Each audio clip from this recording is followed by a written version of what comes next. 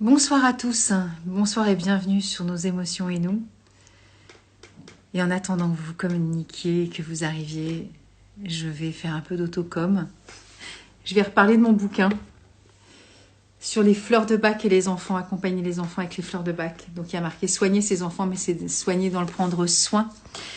Coucou Valérie, coucou à tout le monde, bonsoir Sarah, bonsoir Stéphanie, je fais des petits coucous, je réponds à Lily, bonsoir Muriel. Bonsoir à tous. Je voudrais quand même leur passer le sujet. Muriel, j'ai vu ton invitation et je vais venir te chercher tout de suite. Et je vais juste te dire un petit disclaimer. Disclaimer, c'est un petit warning de précaution avec les fleurs de bac. Alors, j'ai pas fait un chapitre sur le suicide, mais j'ai quand même fait un chapitre sur beaucoup de sujets sur les enfants et aussi sur la mort. J'aimerais quand même dire que je ne suis pas médecin, ni pédiatre, ni pédopsychiatre, que les choses soient carrées. Si jamais quelqu'un tombe dessus, je n'ai aucune velléité particulière à part mon rôle de maman. Bonsoir Sarah. Et donc c'est important pour moi, c'est un sujet important. J'ai créé une marque qui s'appelle Intuitive Mama il y a quelques mois. La maternité pour moi c'est essentiel, s'occuper de nos enfants c'est capital. Et c'est aussi notre enfant intérieur. Bonsoir Dorothée. Et je suis très émue là d'avoir à faire ces deux lives, 2 jours consécutifs avec Muriel ce soir et demain avec Christelle. Donc j'ai beaucoup communiqué dessus et c'est important parce que j'ai besoin de le dire. Elles ont besoin de voix et elles ont besoin de canaux aussi pour communiquer. Alors je ne suis pas la seule et je me porte pas en justicière, pas du tout, du tout. Je reste à ma place. Mais malgré tout, si je peux contribuer, et je peux le faire, je n'ai aucun intérêt, entre guillemets. Mon seul intérêt, c'est d'ouvrir mon cœur, d'ouvrir les consciences, et puis d'être là. Et évidemment, sur le soutien émotionnel, j'ai des choses à dire, évidemment. Donc, je vais chercher l'invitation, Muriel. Tout va bien, parce que c'est son premier live, voilà, donc c'est OK. Et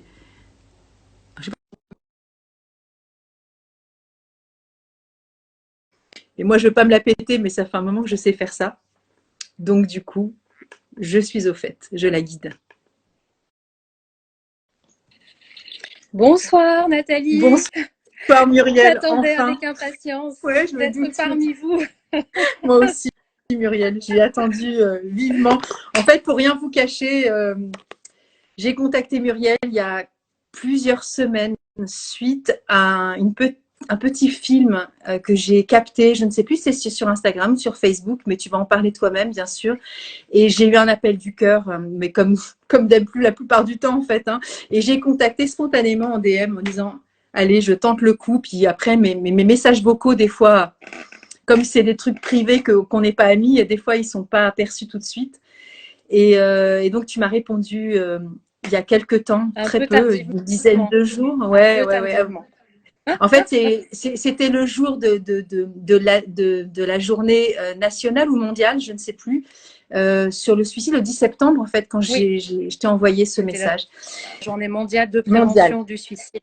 Effectivement, merci. oui, oui. Et du coup, bah, on s'est eu au téléphone très longuement, je ne sais plus, il y a 3 jours, quoi, 4 jours à tout casser. C'est tout neuf. Et j'ai dit, voilà, je fais un live déjà programmé mardi, mais si tu es OK, Muriel, faisons lundi et mardi. J'ai prévenu Christelle voilà. Et comme Christelle me dit, c'est génial, allez-y. Et je suis super heureuse Je suis d'être là avec toi ce soir. ravie aussi. J'aurais aimé être avec Christelle aussi, ensemble, mais on aura d'autres On occasions aura de d'autres occasions. remettre cela ensemble toutes les trois, puisque on ne Exactement. parle jamais assez souvent du suicide, effectivement. Merci à toi. Est-ce que tu veux rappeler comment ce petit film ou raconte-toi et après on revient dessus. C'est juste, j'ai fait un petit teasing. Alors, Oui, je sais plus, on peut le trouver sur France 5, je crois, ou je ne sais sur plus. France 5, en fait, suite à la parution de mon livre, de mon récit, il y a maintenant presque 3 ans, je crois que c'est en 2021, le temps passe si vite, j'ai écrit un livre qui s'intitule Ne rentre pas trop tard et qui a été publié aux éditions Flammarion. Et dans le cadre de la promotion de cet ouvrage, j'ai été conviée par Marina Carrère d'Ancos, la journaliste et médecin, à participer à l'émission Savoir plus santé sur France 5. Donc pour parler du livre et pour aussi parler de la souffrance psychique qui est un véritable fléau aujourd'hui chez nos jeunes. Donc j'ai eu l'honneur, le privilège de venir en direct parler de mon livre auprès de Marina Carrère d'Encausse. Donc c'est sans doute cette vidéo que tu as trouvée qui tourne sur les réseaux, que tu as dû visionner sur YouTube ou sur France Télé, je ne sais pas. Je ne sais, non, Elle pas est sur toujours YouTube. présente. Ouais, je sais plus. Mais du coup, c'est une vidéo qui date à la sortie de ton livre il y a 3 ans. C'est ça. Et ils ont dû la ressortir ou ça a Non, été je crois viral le jour de la journée elle mondiale? a jamais Okay. cessé d'exister. Je ne sais pas pourquoi elle tourne en boucle. Enfin, en boucle, faut pas exagérer, mais Oui, oui, elle oui. est bien présente. Je ne sais pas pendant combien de temps. Il arrivera peut-être un moment où elle disparaîtra C'est au pas profit d'autres souhaitable. actualités, c'est possible. Je ne sais pas, mais aujourd'hui, quand on tape mon nom, effectivement, on tombe sur cette vidéo. Bah, du Voilà. coup, j'irai la rechercher tout à l'heure et je te l'ai expliqué, mais je le redis pour ceux qui arrivent parce qu'il y a plein de gens qui ne me connaissent pas. Ce live sera évidemment mis en IGTV voilà, sur le film. Et il y a plein déjà, tout à l'heure, il y a quelqu'un qui m'a dit ah, mais est-ce que tu peux me passer le lien de je ne sais quoi? Et du coup, je dis oui, mais c'est vrai que sur Instagram, c'est pas toujours très simple. Donc, je mets cette vidéo sur YouTube et vous pourrez partager le lien. Et dessous, je remettrai le petit lien du petit film de Marina Carrère d'Encausse, comme ça, ce sera déjà fait. C'est Et formidable. Ouais, j'ai 2 petits messages donc de Christelle au cœur de notre Oui, sensibilité qu'on va retrouver demain oui, soir qui oui, dit oui, nous aurons l'occasion d'en parler ensemble. bien sûr. Et je ne sais pas qui est derrière Il y a Sarah. l'écran Sarah des sites, c'est Mondolfi, que Sarah. j'embrasse. Ok. J'embrasse Christelle, Sarah et d'autres aussi encore. Hein. Et les signes Je de ne ta connais pas présence, les signes de voilà, ta présence. voilà, Exactement. C'est Sandra. exactement. C'est Sandra, un livre bouleversant qui m'a Oui, profondément touchée. oui, absolument. Elle est là aussi avec nous, là, ce soir. Je Voilà. crois l'avoir. Voilà. Et il y a Connie qui dit bonjour, je suis une ancienne copine d'Arnaud de la cartouchière. Oui, oui. Et je voulais juste Ah, vous embrasser et vous dire qu'on ne l'oublie pas. J'ai mis un peu de temps à lire votre livre, mais merci. Et ben merci pour le message, c'est super je suis cool. très, très émue. Merci d'être là. Merci d'être présente. Merci de me dire que vous ne l'oubliez pas parce que moi, j'ai l'impression qu'avec le temps, On doute aussi. voilà, le temps passe et les gens ont autre chose à faire. La vie continue pour eux, pour ces jeunes hommes et ces jeunes femmes qui n'avaient aussi que 20 ans lorsqu'Arnaud est parti. Donc, ils sont soit à l'étranger aujourd'hui, ils évoluent vers d'autres horizons. Et c'est vrai que parfois, je me demande s'ils pensent encore à Arnaud, mais c'est idiot en fait comme remarque. Je sais que vous pensez encore tous à lui, mais merci de me le dire. Merci de prononcer son prénom et merci de me le dire. Oui, c'est très touchant. Merci infiniment. Alors, je suis désolée pour toi, Muriel, mais je trouve que c'est important d'entrée de jeu parce que là, il y a du mouvement et je n'ai pas envie de rescroller dans 20 minutes et tu vois, j'ai envie d'être dans le flow. Il y a Isabelle aussi qui est là. Je vois qu'elle vient de rejoindre la vidéo. Coucou Isa, merci d'être là. Ouais, merci Virginie. Merci Virginie, Nini, je te vois aussi. Et du coup, tu vois, Muriel, tu me demandais comment ça se passait. Je t'avais dit, t'inquiète pas, on sera toutes les deux à discuter. Il y aura des gens qui vont parler, on va voir des mots et on en parlera en direct. Donc, tu vois, ça reste simple, tout comme on était au téléphone, sauf que là, il y a de l'écriture. Très naturel voilà. Pour des gens qui ne se connaissaient pas. Exactement. C'était très naturel tout de suite. Carrément. Et du coup, là, les envolés dit et M, je ne sais pas, vos lecteurs ont Arnaud de gravé dans le cœur. Ok. Oh, ça me touche beaucoup. Vraiment, je ne m'attendais pas à autant de témoignages d'amour envers Arnaud là, par les gens qui l'ont connu. Je ne pensais pas qu'ils allaient venir ce soir, donc je suis émue. Je les en remercie, bien sûr. Moi aussi, beaucoup. On va pas pleurer, hein, quand même. Hein. Non, mais tu vois, Muriel, avant le live, c'est la première fois que ça me fait en 3 ans. Alors, j'ai une communication et je vous le dis pour ceux que ça intéresse sur cette chaîne YouTube, j'ai une playlist aussi sur le deuil et j'ai eu des aventures assez particulières et notamment avec Sandra pour Axel et j'ai eu quelque chose assez spectaculaire pour moi et elle, avec un signe vraiment très tangible d'Axel chez moi. Chez toi? Ouais. Et là, avant de commencer, bon, j'ai mon tabouret qui grince, je vais arrêter de mettre mes pieds là-dessus.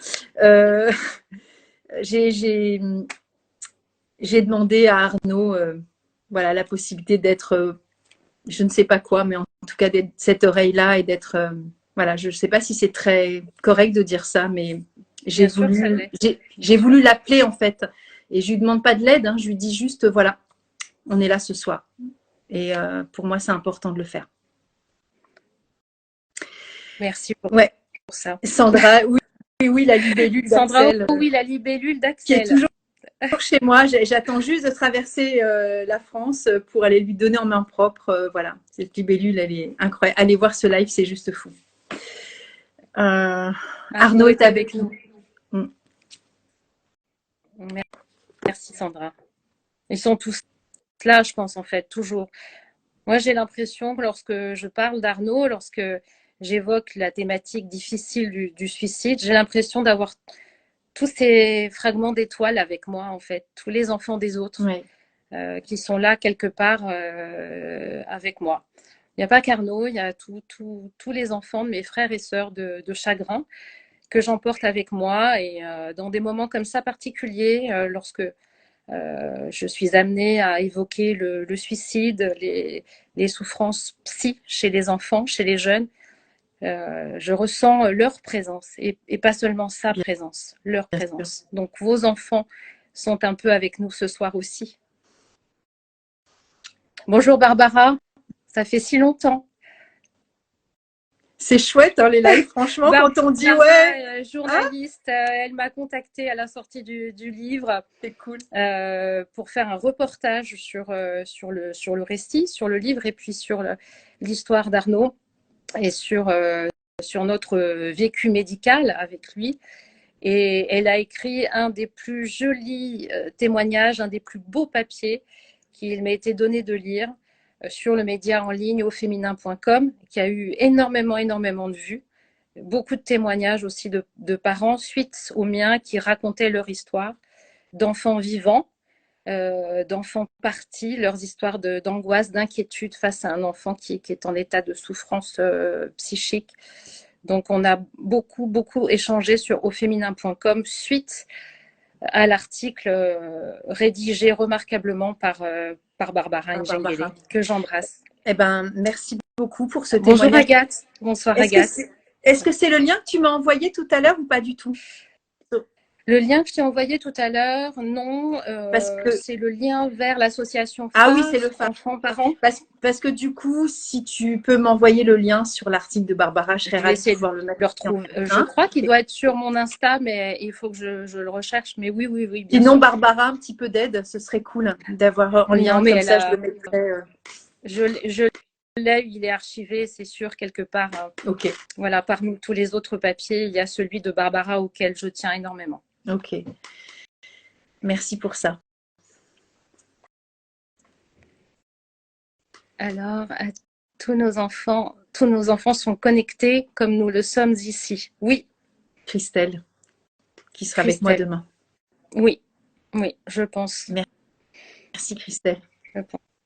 Encore une fois, voilà, je suis là pour, bien sûr, parler un peu de l'histoire d'Arnaud, mais beaucoup pour parler de nos enfants et pour évoquer la douloureuse question du suicide, l'épineuse question du suicide, le mot suicide qui fait peur, qui effraie et qui tient à distance tous ceux qui ont envie de l'évoquer parce que même dans les médias, c'est difficile de parler du suicide. Alors malheureusement, avec l'actualité triste de ces derniers temps, voilà, tous ces suicides liés au harcèlement scolaire, le petit Lucas dernièrement, les médias, j'ai l'impression que la parole se libère un peu plus et qu'enfin on parvient à dire les mots. C'est important de dire le mot suicide, c'est important de ne pas le remplacer par des métaphores ou de le contourner en disant ça m'est arrivé, j'ai failli faire quelque chose de pas bien, j'y ai pensé. Voilà. Parfois, on n'arrive pas à formuler le mot parce qu'il est compliqué, parce qu'il nous renvoie vers une dimension définitive de mort totale. Donc c'est pour ça qu'on a du mal à le prononcer. Il ne faut pas le prononcer n'importe comment, à tort et à travers. Il faut prendre des précautions pour éviter l'effet Werther. Mais en même temps, comment ne pas traiter un mal que l'on ne nomme pas? Comment ne pas travailler sur la prévention du suicide si on n'en parle pas, si on ne dit pas de quoi il s'agit?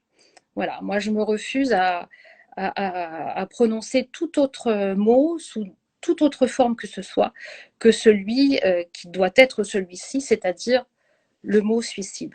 Si on veut faire une prévention efficace, qui tienne la route, il faut dire les mots. Voilà, il faut pas se cacher derrière une métaphore. Il faut prononcer le mot, encore une fois. Pour traiter le mal, il faut le comprendre, il faut savoir de quoi il s'agit, il faut le connaître. En ce moment, c'est Octobre Rose, c'est le mois de lutte contre le cancer du sein. On parle du cancer du sein. On emploie le mot, même s'il fait peur, il inquiète, il renvoie à la mort aussi. Pourquoi ne pas faire de même avec le suicide? Il est vrai que le suicide d'un enfant, c'est pour nos sociétés, c'est quelque chose de complètement inconcevable. Le monde ne veut pas voir cela. D'ailleurs, il n'existe pas de mot dans la langue française pour qualifier le parent qui perd un enfant. Lorsque vous perdez un conjoint, vous êtes veuf ou veuve. Lorsque voilà, il n'existe pas de mot pour qualifier la perte d'un enfant. Aujourd'hui en français en tout cas, mais je crois dans aucune autre langue. Ouais, c'est de l'ordre de l'indicible et de l'inconcevable et de la sidération en fait. Hein. Donc par anticipation ou dans la réalité, Oui, c'est mais le monde impossible. ne veut pas voir cela. Voilà, la perte, la mort d'un enfant, on n'y est pas préparé dans nos sociétés. On ne veut pas en entendre parler. On peut être orphelin, orpheline, on peut être veuve ou veuf, on peut le dire. Mais voilà, on est désenfanté quand on perd un enfant, mais ça c'est un mot inventé de toutes Inventé. pièces, désenfanté. Je ne sais pas si c'est très français, mais moi c'est un terme que j'emploie régulièrement pour me qualifier moi, parent endeuillé. Je suis désenfantée de mon fils aîné. Voilà, amputé d'un enfant. Je voudrais aussi rajouter quelques chiffres parce que je pense que c'est important quand on parle du suicide de donner des Oui. statistiques. La mort de nos enfants par suicide ne se résume pas qu'à des chiffres, mais il faut en parler parce que vous allez voir, ils sont effrayants, ils font peur, ils sont vertigineux. En 2021, on a compté que chaque jour en France, 25 personnes se suicident. C'est en 2021 toujours 320 000 tentatives de suicide et plus de 9 000 décès par an par suicide. Ça reste la première cause de mortalité chez les 25-34 ans et la deuxième cause de mortalité chez les 15-24 ans après les accidents de la route.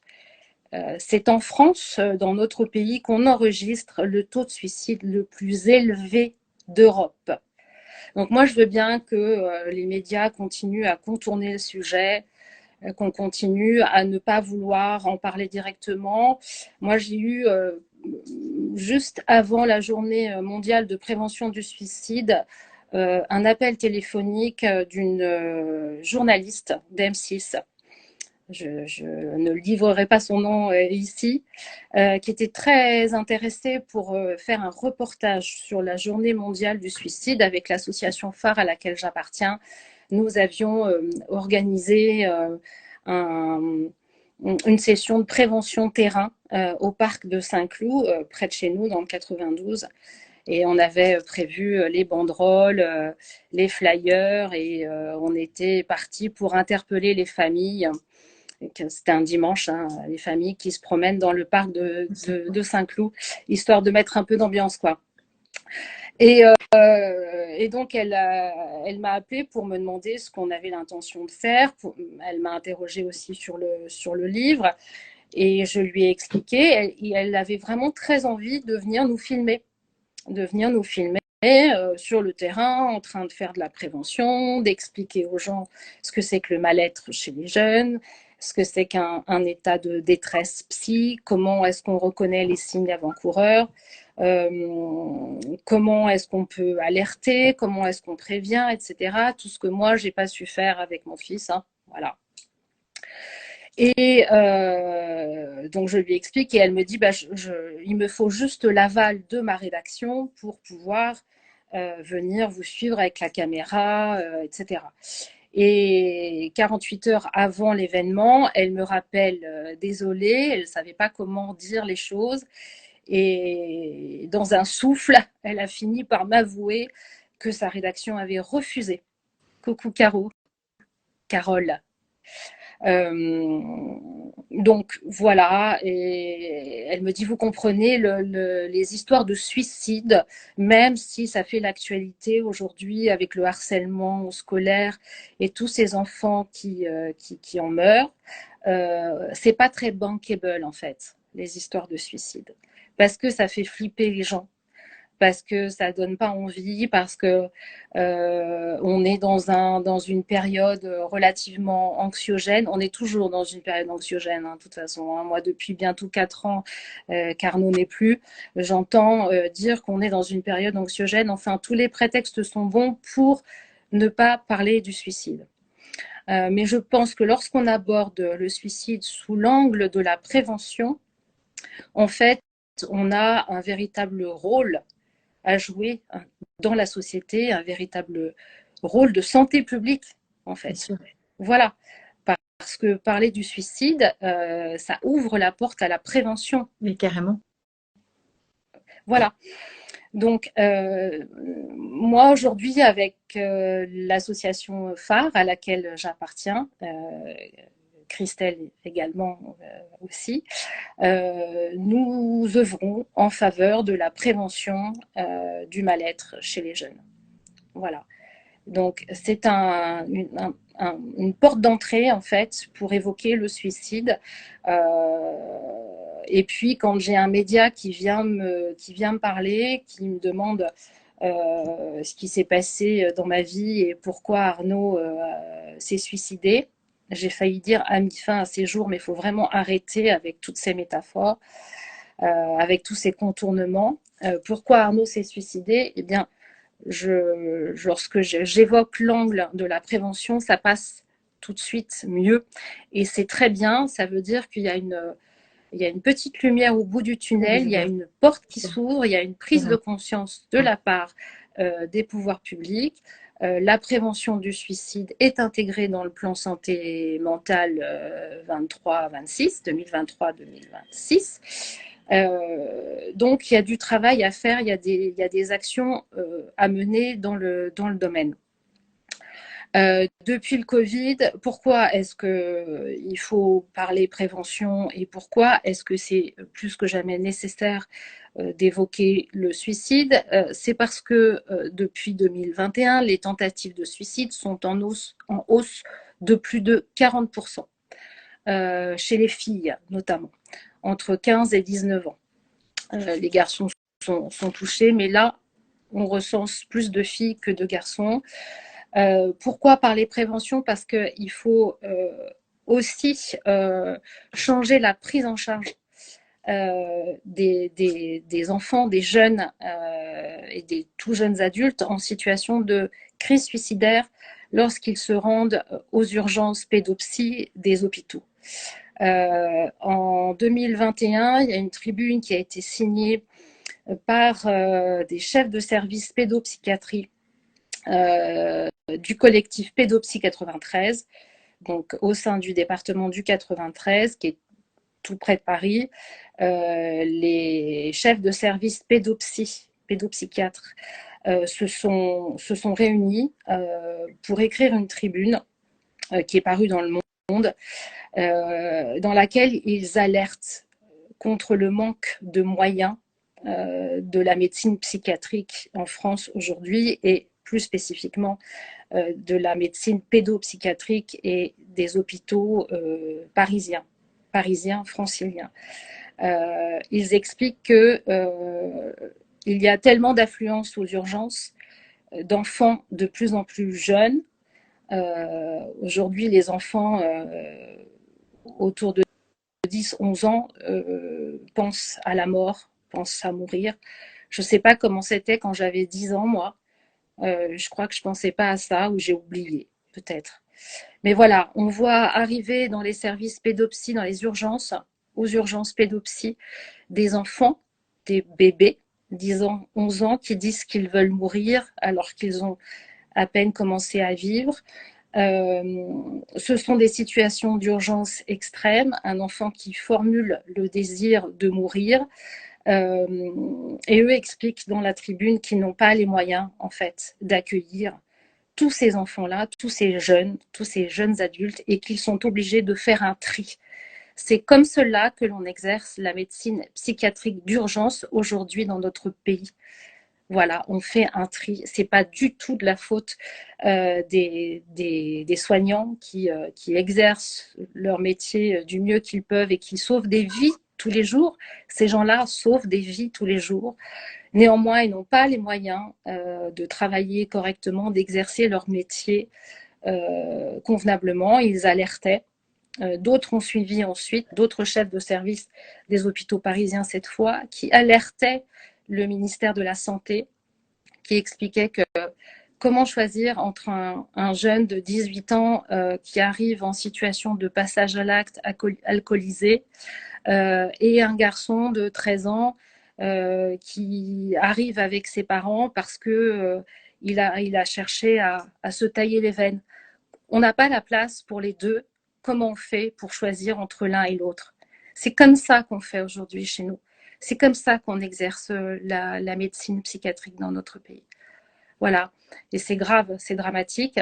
On voit arriver des enfants, des jeunes adolescents, moins de 18 ans, qui ont laissé traîner une situation de détresse psy, qui se sont enfoncés dans un mal-être.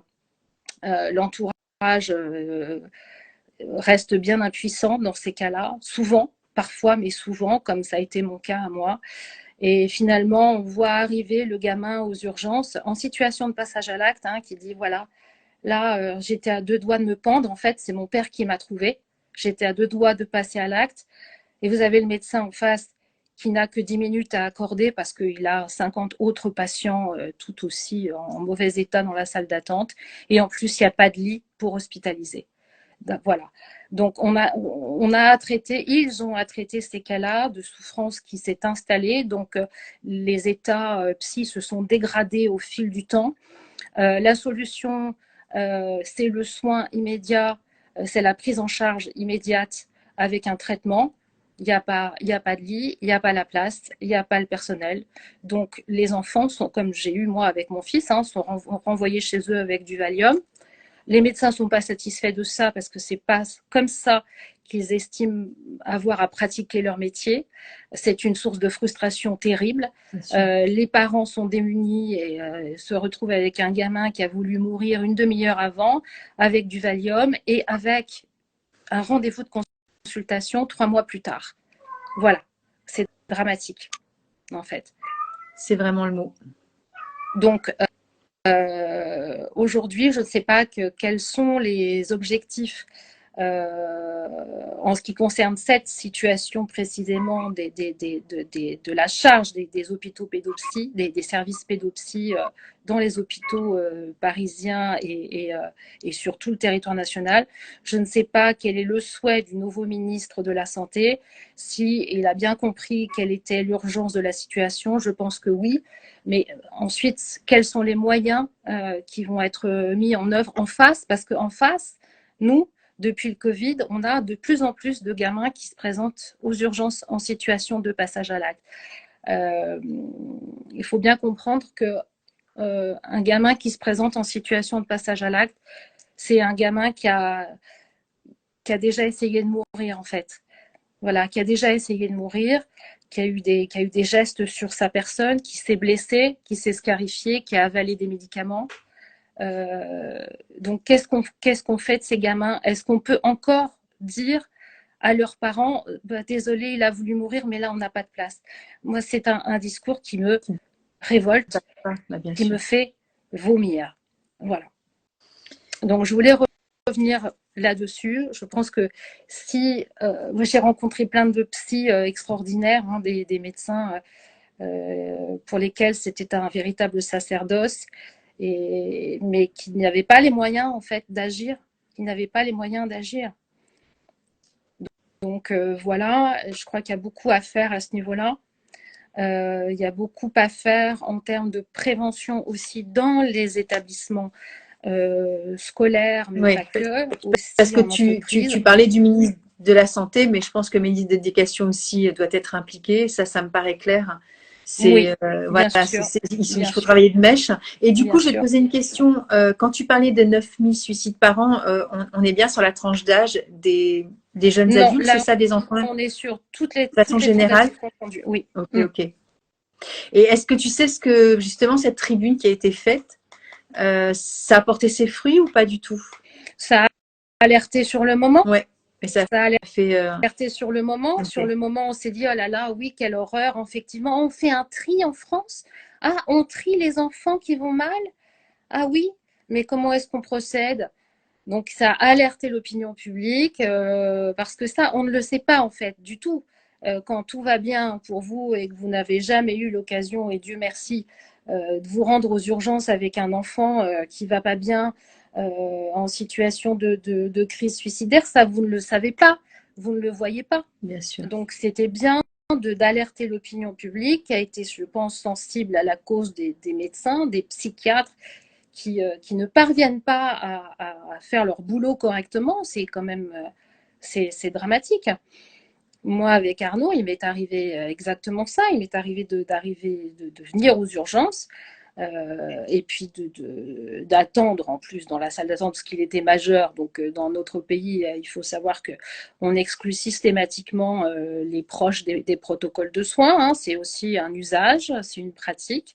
Non pas que les soignants le souhaitent, le veulent, le veuille, mais c'est comme ça qu'on pratique encore une fois la médecine psychiatrique. Donc moi, mon fils était majeur, il venait tout juste d'avoir 18 ans, comme dit la chanson.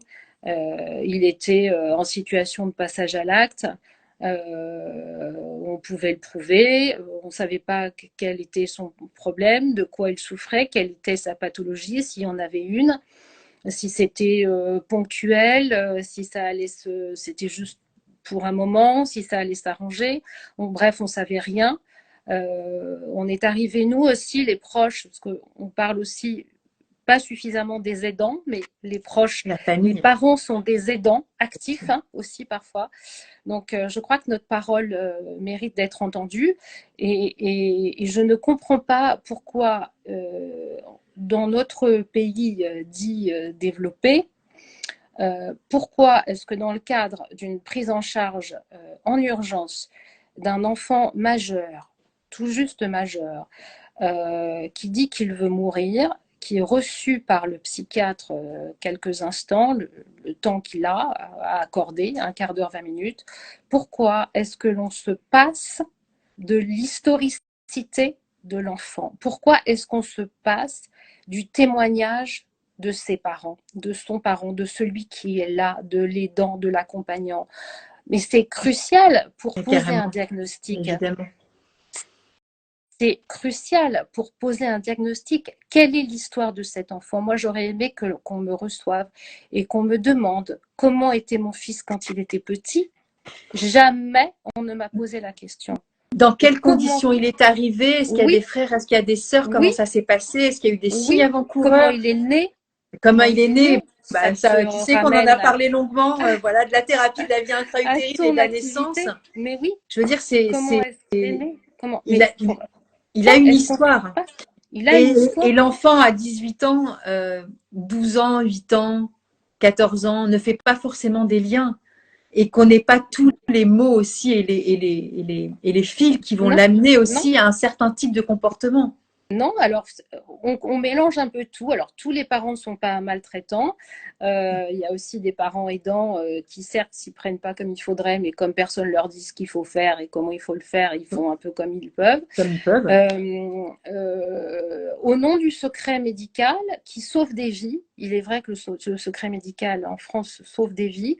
Eh bien, en son nom, on se passe volontiers du témoignage des proches. Voilà. Et ça, moi, personnellement, je ne suis pas du tout médecin, et encore moins psychiatre.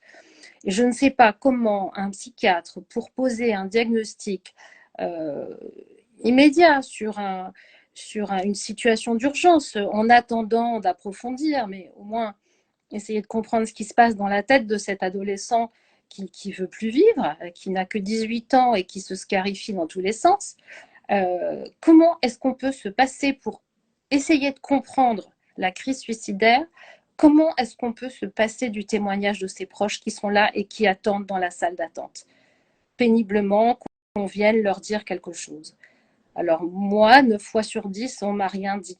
On m'a rendu mon fils comme ça, qui bien souvent tenait pas sur ses deux jambes. On me l'a rendu sur un fauteuil roulant ou à moitié avachi, avec une ordonnance, avec un psy charmant, hein, mais qui m'expliquait qu'il n'avait pas eu le temps de bien faire le diagnostic, que oui, ça allait pas du tout. Ah non, mais ça, c'est sûr, ça va pas. Par contre, on ne peut pas le garder là, parce qu'on n'a pas la place. Et tenez, reprenez-le.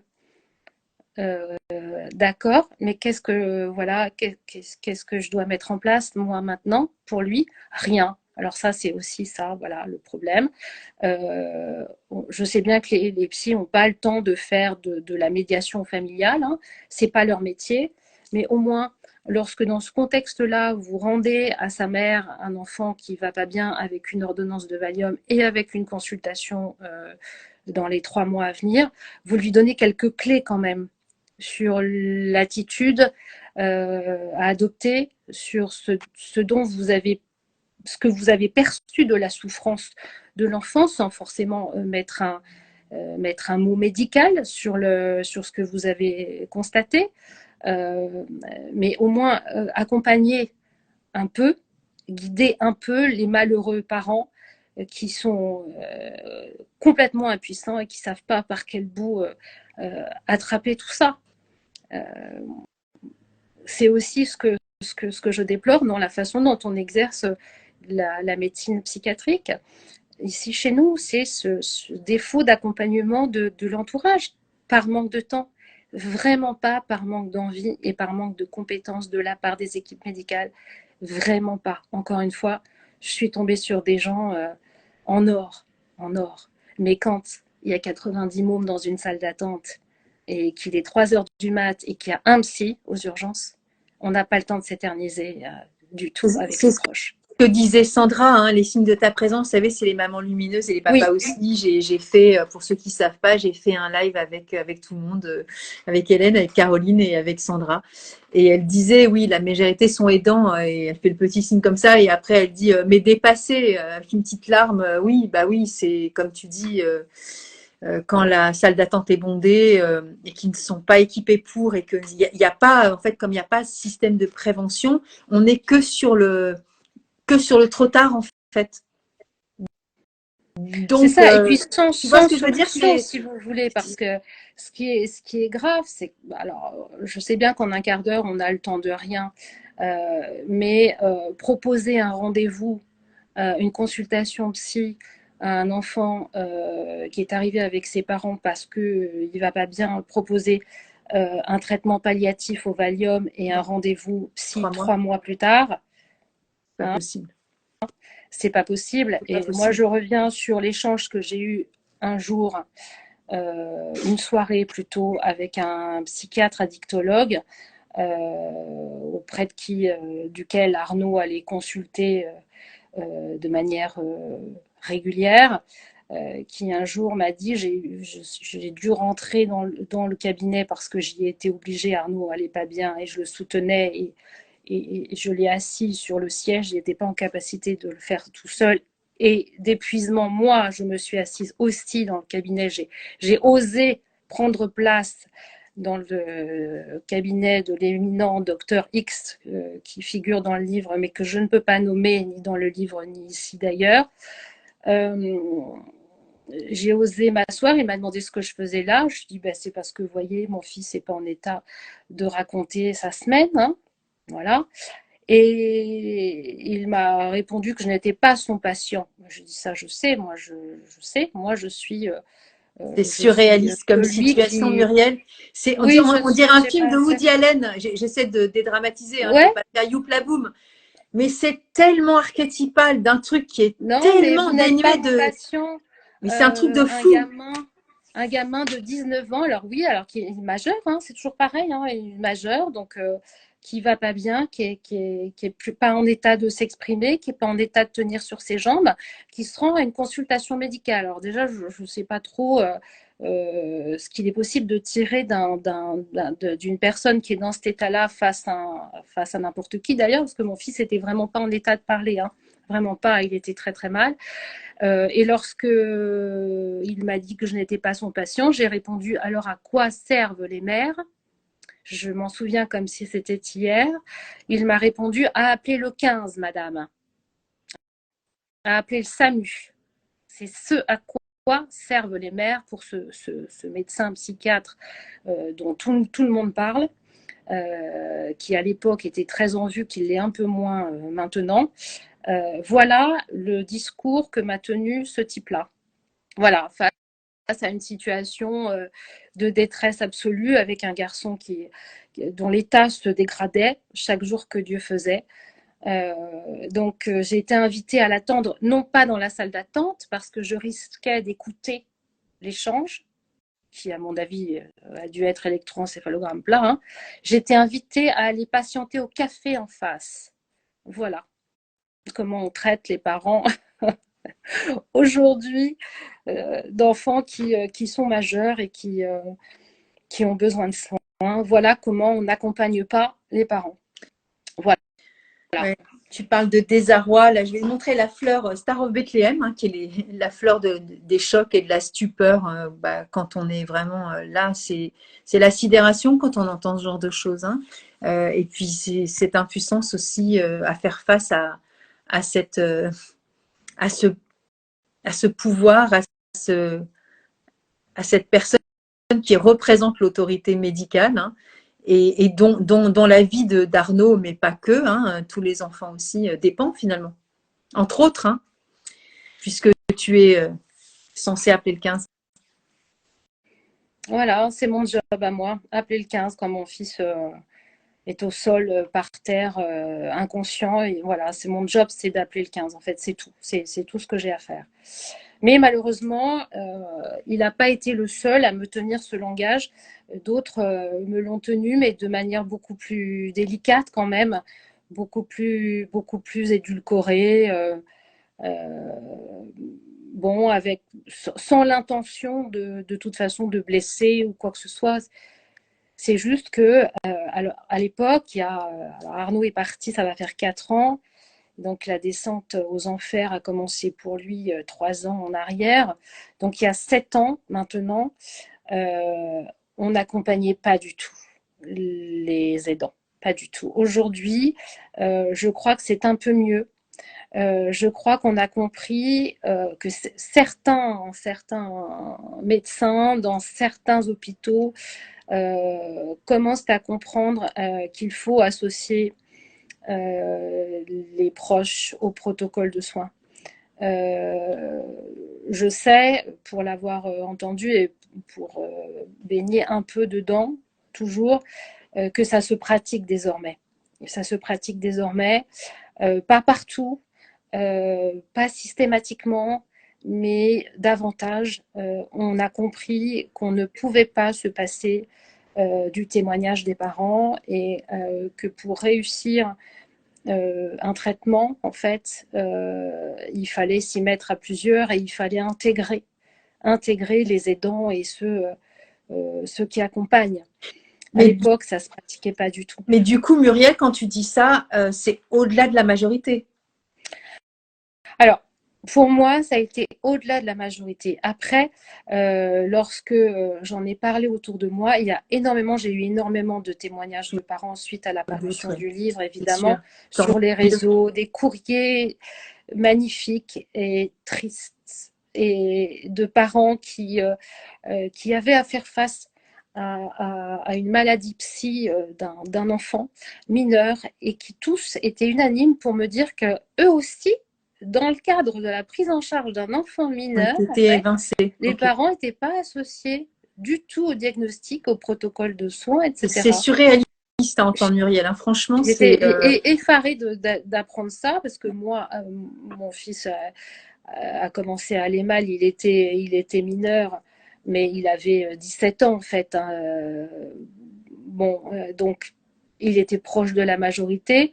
J'ai eu affaire à un ou deux médecins généralistes, mais de famille, donc qui m'ont reçu naturellement. Après, quand son état s'est franchement dégradé, c'était à l'époque où il était devenu majeur, donc j'ai été évincée d'emblée, en fait. J'ai été évincée tout le temps, d'emblée. Et de toute façon, ça a des conséquences sur la prise en charge, sur le traitement qui est mis en place euh, par l'équipe médicale pour le patient.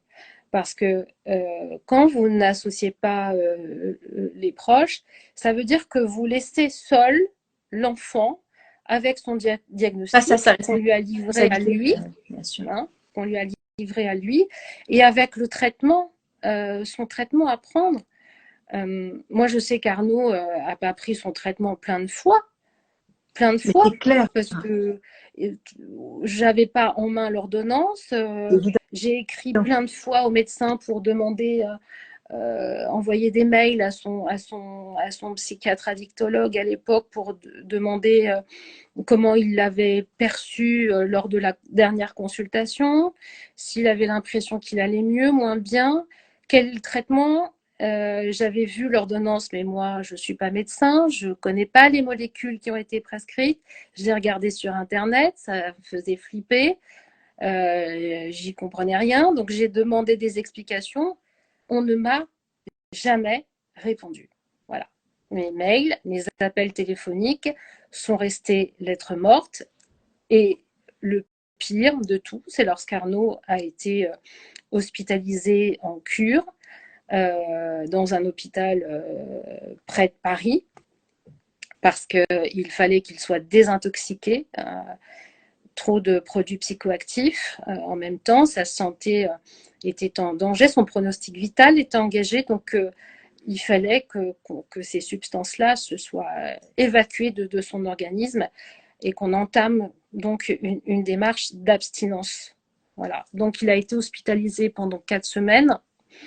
Euh, et il se trouve qu'il est parti, il a souhaité partir avant la fin de la cure. Et le médecin psychiatre addicto qui le suivait a signé une autorisation de sortie contre avis médical, en fait. Contre avis médical. Il avait 19 ans. Et il m'a appelé, il était dans un taxi, Arnaud, et il m'a dit, je suis sortie, j'en ai marre, et si tu dis un mot, un seul, je replonge immédiatement. Donc, je n'ai rien dit, je l'ai laissé, et j'ai appelé la clinique et j'ai demandé à parler au médecin juste pour savoir ce qui s'était passé, pourquoi il avait signé une autorisation, il avait signé la permission de sortie contre avis médical, et il m'a répondu qu'Arnaud était majeur, qu'il avait récupéré son dossier médical et qu'il n'avait rien à me dire. Et moi, j'insistais en lui disant, mais écoutez, je veux rien savoir sur l'état de santé mentale de mon fils. Je ne vous demande pas. Je sais que j'ai pas le droit de savoir. Je vous demande juste quelle attitude je dois adopter maintenant face à lui.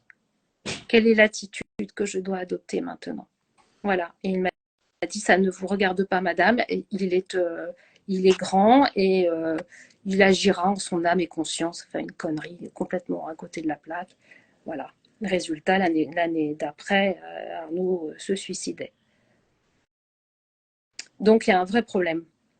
Il y a un vrai problème. J'espère qu'il va y avoir une vraie prise de conscience dans la façon, dans la prise en charge de ces enfants qui sont en situation de détresse psy, qu'on va vraiment avancer vers une prise en charge globale. Voilà, les aidants et les malades, parce que ça fait à la maison deux mondes qui ne se rencontrent pas. Vous avez le jeune qui va pas bien, à qui le médecin a dit des choses, voilà, qui sont restées dans un huis clos, qu'il n'a peut-être pas tout compris, tout entendu. Et vous avez l'autre monde, celui des aidants, des parents, des frères et sœurs à côté, qui sont complètement à l'écart, qui se dit dans le cabinet médical, du diagnostic, etc. Et ça fait deux mondes qui ne se rencontrent pas. Donc, on ne peut pas aider efficacement un proche, en l'occurrence un enfant, si on ne sait pas de quoi il souffre. Si on ne sait pas de quoi il souffre, si on ne sait pas quel est le traitement qui a été mis en place, pour lutter contre quoi, pendant combien de temps. Moi, j'ai appris post-mortem que le pronostic vital de mon fils était engagé selon le médecin depuis la première consultation. J'ai appris post-mortem quelle était la pathologie dont il souffrait. C'est hallucinant. Voilà. C'est vraiment hallucinant.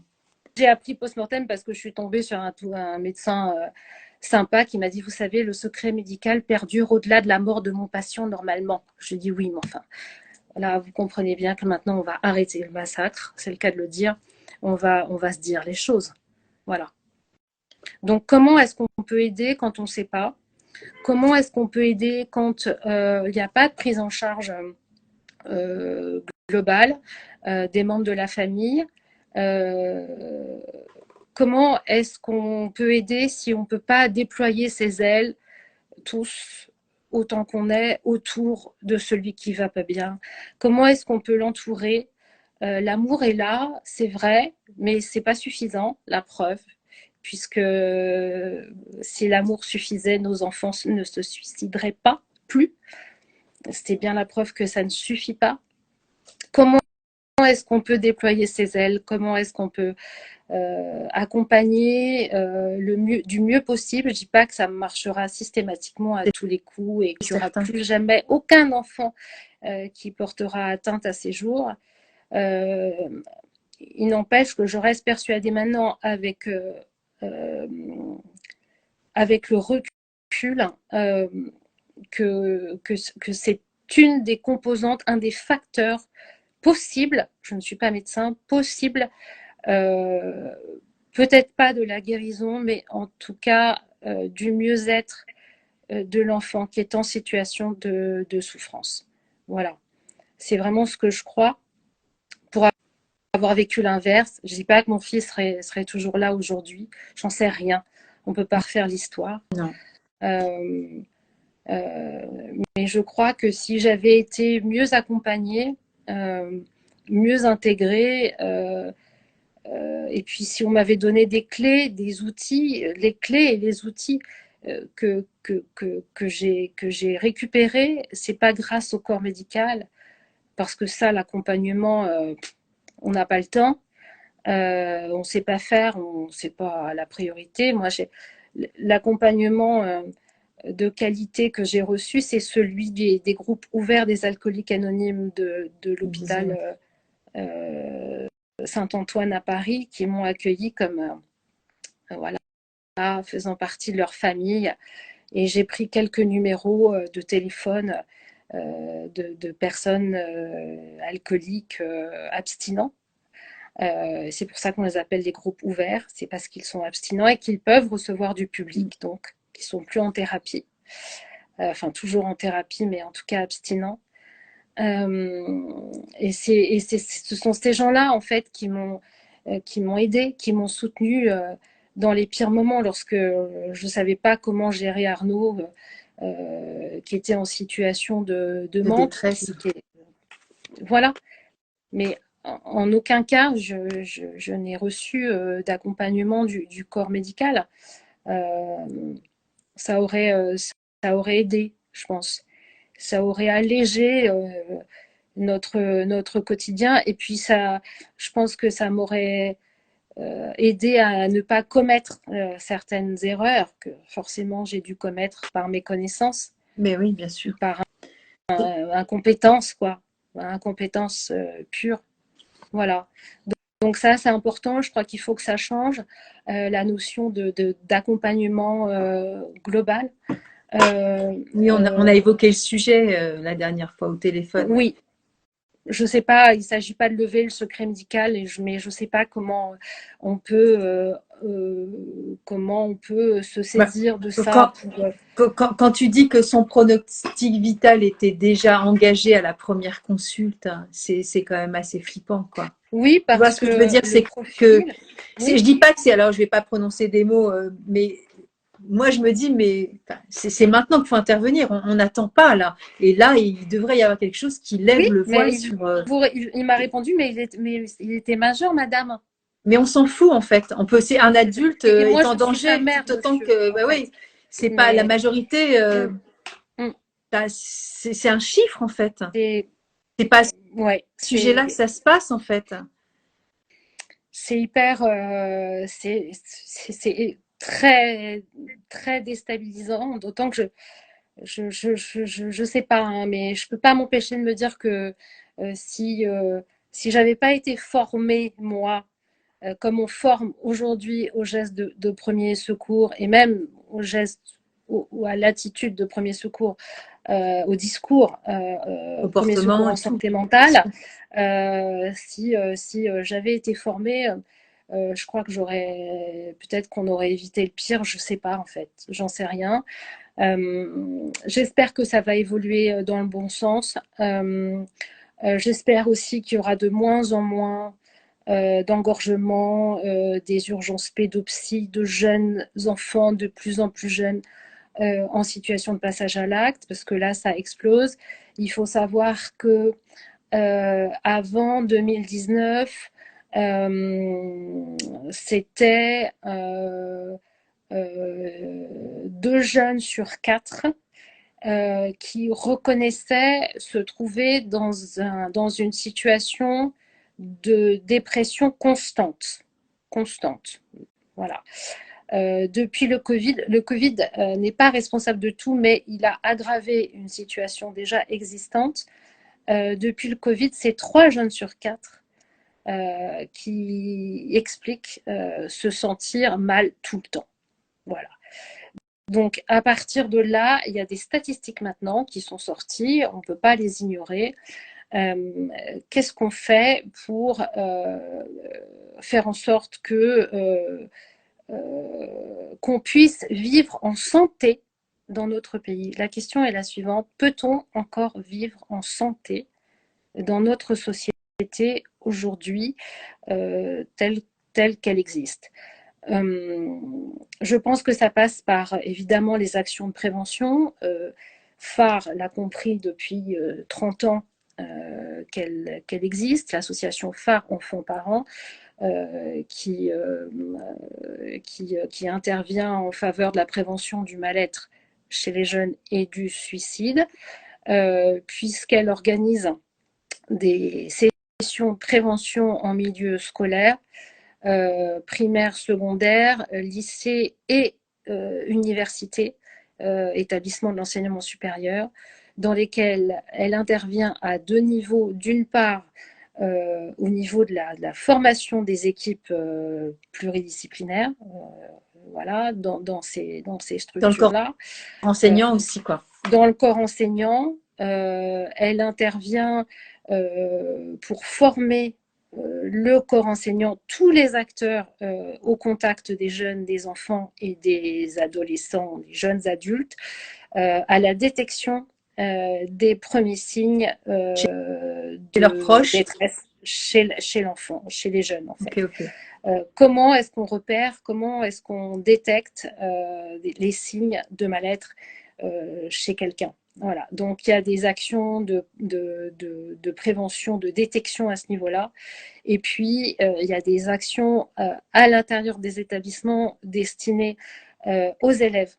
C'est pour ça que je disais, dans les reproches, c'était aussi les jeunes adultes et les ados aussi entre eux, dans les établissements, qui peuvent aussi donner des signes d'alerte, de détresse avec des phrases qui paraissent anodines, puisque moi j'ai été confrontée ça avec un de mes enfants qui avait à l'époque 14 ans, et c'était justement avec un poème, un soi-disant poème, quoi. Mais dans le poème, il y avait quand même un appel au secours très flagrant. Voilà. Ouais, voilà, il y avait eu un peu de scarification aussi, bon voilà, et tout le truc en même temps. Moi j'ai eu la chance, j'ai trouvé un pédopsychiatre assez rapidement, hein, genre dans les 2-3 jours, et ça s'est bien passé. Mais je veux dire, ces signes avant-coureurs, les potes, les copains de classe, tout ça, doivent être informés pour donner des signes d'alerte, et tout en étant dans le discernement que l'autre ne se sente pas non plus trahi, parce que l'enfant, quand il est révélé dans sa douleur, ça peut être aussi un choc pour lui, et ça s'apprend en fait. Hein. Complètement, alors c'est ce que l'on appelle les sentinelles. Okay. Des sentinelles entre jeunes, entre élèves, celles qui sont là pour regarder le comportement, celles qui se sentent suffisamment solides, hein, okay. Parce que c'est pas non plus évident, c'est un rôle compliqué à endosser. Il faut soi-même être suffisamment solide pour aller détecter chez l'autre des signes avant-coureurs d'une situation de passage à l'acte éventuelle. Voilà, ils sont là pour détecter et pour aller ensuite évoquer ce qu'ils ont vu, ce qu'ils ont relevé auprès d'une personne ressource entre eux. Voilà. Avec des consultations psy gratuites, une adresse mail, ça va ou pas. Je parle de phare parce que c'est l'association que je connais le mieux, ça va ou pas.org, une adresse mail à laquelle on peut tout à fait exposer sa problématique et avoir un retour rapide. La ligne téléphonique qu'on indiquera peut-être, et surtout un élément qui n'existait pas à l'époque d'Arnaud et qui peut-être aurait pu lui sauver la vie. J'ose pas trop rentrer là-dedans, moi, parce que ça me brise le cœur à chaque fois, mais en tout cas pour ceux qui aujourd'hui sont Arnaud, il y a le 3114. Voilà. Le 3114, c'est la ligne d'urgence de prévention du suicide. Okay. Voilà, qui existe depuis 2 ans, qui malheureusement, Arnaud est parti trop tôt.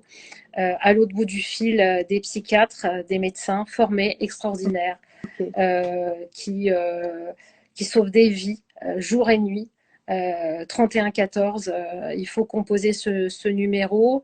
Même quand vous avez l'impression que ce que vous vivez n'est pas dramatique et que ça va rentrer dans l'ordre, c'est pas grave. Si vous vous sentez pas bien, si vous avez des idées noires, et vous les proches, si vous voyez que vous êtes au contact d'un jeune qui a changé de comportement, vous avez l'impression qu'il présente des signes de souffrance psy, de détresse, il ne faut pas hésiter à composer le 3114. Voilà. Et dans la prévention, il faut aussi témoigner quand on en réchappe. Voilà, parce que on peut être dans une situation de mal-être total et s'en sortir. Heureusement, bien sûr, on s'en sort. Il ne faut pas hésiter à en parler autour de soi. Alors ça, je dis ça, c'est con ce que je dis, parce que quand on n'est pas bien, on ne le dit pas. On n'a qu'une envie, c'est de vivre aussi. Voilà, moi, tu vois, je voulais sortir des fleurs de bac, voilà, mais la Sweet Chestnut, c'est quand on est dans le désarroi total. C'est la nuit noire de l'âme, hein, mais ça aurait pu être aussi pour toi à un moment donné où tu frappais à toutes les portes et que tu vois, il n'y a plus de solution pour Arnaud. Moi, j'aurais pris toutes les fleurs de bac. Fleurs de bac, non, mais celle-ci en particulier, tu vois, parce que c'est vraiment, tu vois, quand tu sais plus quoi faire et que tu es vraiment au fond du trou en fait, hein. C'est ça. Donc voilà. Et puis bah, comme tu dis, il y a cette honte aussi des fois, puis il y a des fois aussi la protection de ceux qui veulent aussi attenter à leur jour ou de faire des signes ou des au secours ou des actes vraiment, parce que voilà, on veut pas non plus, enfin je ne suis pas dans cet état-là, mais je présuppose quand même que son cœur continue de battre pour ses parents, pour ses proches, et qu'on n'a pas de velléité de faire du mal. En fait, on a, comme tu disais l'autre Bien jour, sûr. tu disais, on n'a qu'une envie, c'est d'arrêter et d'arrêter la souffrance, en fait. C'est pour ça que on passe à l'acte Oui. de suicide. Et donc, des Oui. fois, on ne parle pas parce qu'on ne veut pas non plus alerter, faire du tort, faire mal aussi à l'autre, alors qu'on souffre terriblement et qu'on devrait pouvoir le faire. Et puis, il peut y avoir cette forme de culpabilité aussi. Alors là, j'ai pas parlé, mais c'est Red Chestnut, quand on s'inquiète pour les autres. Et puis Pine, la culpabilité aussi, la honte des fois d'être un fardeau pour la famille. Parce que voilà, on est C'était dans le une cas d'Arnaud. famille, et il y a Qui des me frères, il disait y a que les je sœurs, il y vivrais a le mieux sans père. lui. Mais ouais, il y a le frère, il y a la sœur, Il savait. il y a la famille, il y a les Mm. amis. Mm. Ce que tu dis est juste, je rebondis sur la notion de choix, alors, du coup. Euh, le suicide n'est pas un choix. Ne vous y trompez pas. Surtout, n'imaginez pas que le suicide est un choix. Le suicide, c'est tout le contraire, en fait. C'est un non-choix. On se suicide non pas parce qu'on n'a plus envie de vivre, mais simplement pour arrêter de souffrir. Voilà. C'est parce que les conditions de vie dans lesquelles on se trouve sont tellement insoutenables. Pour une raison, parce que ce qui conduit au suicide, c'est bien souvent des raisons multifactorielles. Voilà, c'est pas un élément, c'est souvent multifactoriel. Il y a une raison, mais plusieurs facteurs en fait. C'est plutôt ça. Et tout, je pense que toutes les personnes, je parle des jeunes qui ont voulu en finir avec la vie, ça n'était pas qu'ils n'aimaient plus la vie, c'était qu'ils souffraient trop pour continuer à exister dans ce monde-là. Voilà. Dans Euh, ces conditions merci de souffrance. Agathe. Merci Agathe. Merci d'avoir été là. Je t'embrasse. Oui, il y a Sandra aussi tout à l'heure qui a dit au revoir Je et l'ai qui pas s'en a. vu, Sandra. Je l'ai pas vu. J'ai pas vu. Donc euh, voilà. Je voulais aussi peut-être terminer sur une note un peu optimiste. On parlait de prévention tout à l'heure. Euh, et on disait que souvent ça se terminait bien. Ces situations de détresse absolue se terminaient bien. Il existe un podcast qui retrace l'expérience d'un certain nombre d'individus, de jeunes, qui se sont retrouvés au fond du seau à un moment donné et qui ont envie de partir, qui ont tenté de partir. C'est un podcast qui a été initié par une association que j'aime énormément qui s'appelle Papageno Suicide. Okay. Et qui s'appelle Les mots bleus. Les mots bleus, c'est un programme qui fait partie d'une série en fait de podcasts qui s'appelle Les Funambules. Donc les mots bleus dans la série Les Funambules, c'est à raison d'un podcast par semaine si je ne me trompe pas, mais vous irez regarder. C'est le témoignage d'un jeune ou d'une jeune qui s'est retrouvé comme Arnaud à un moment donné, mais qui s'en est sorti. Voilà.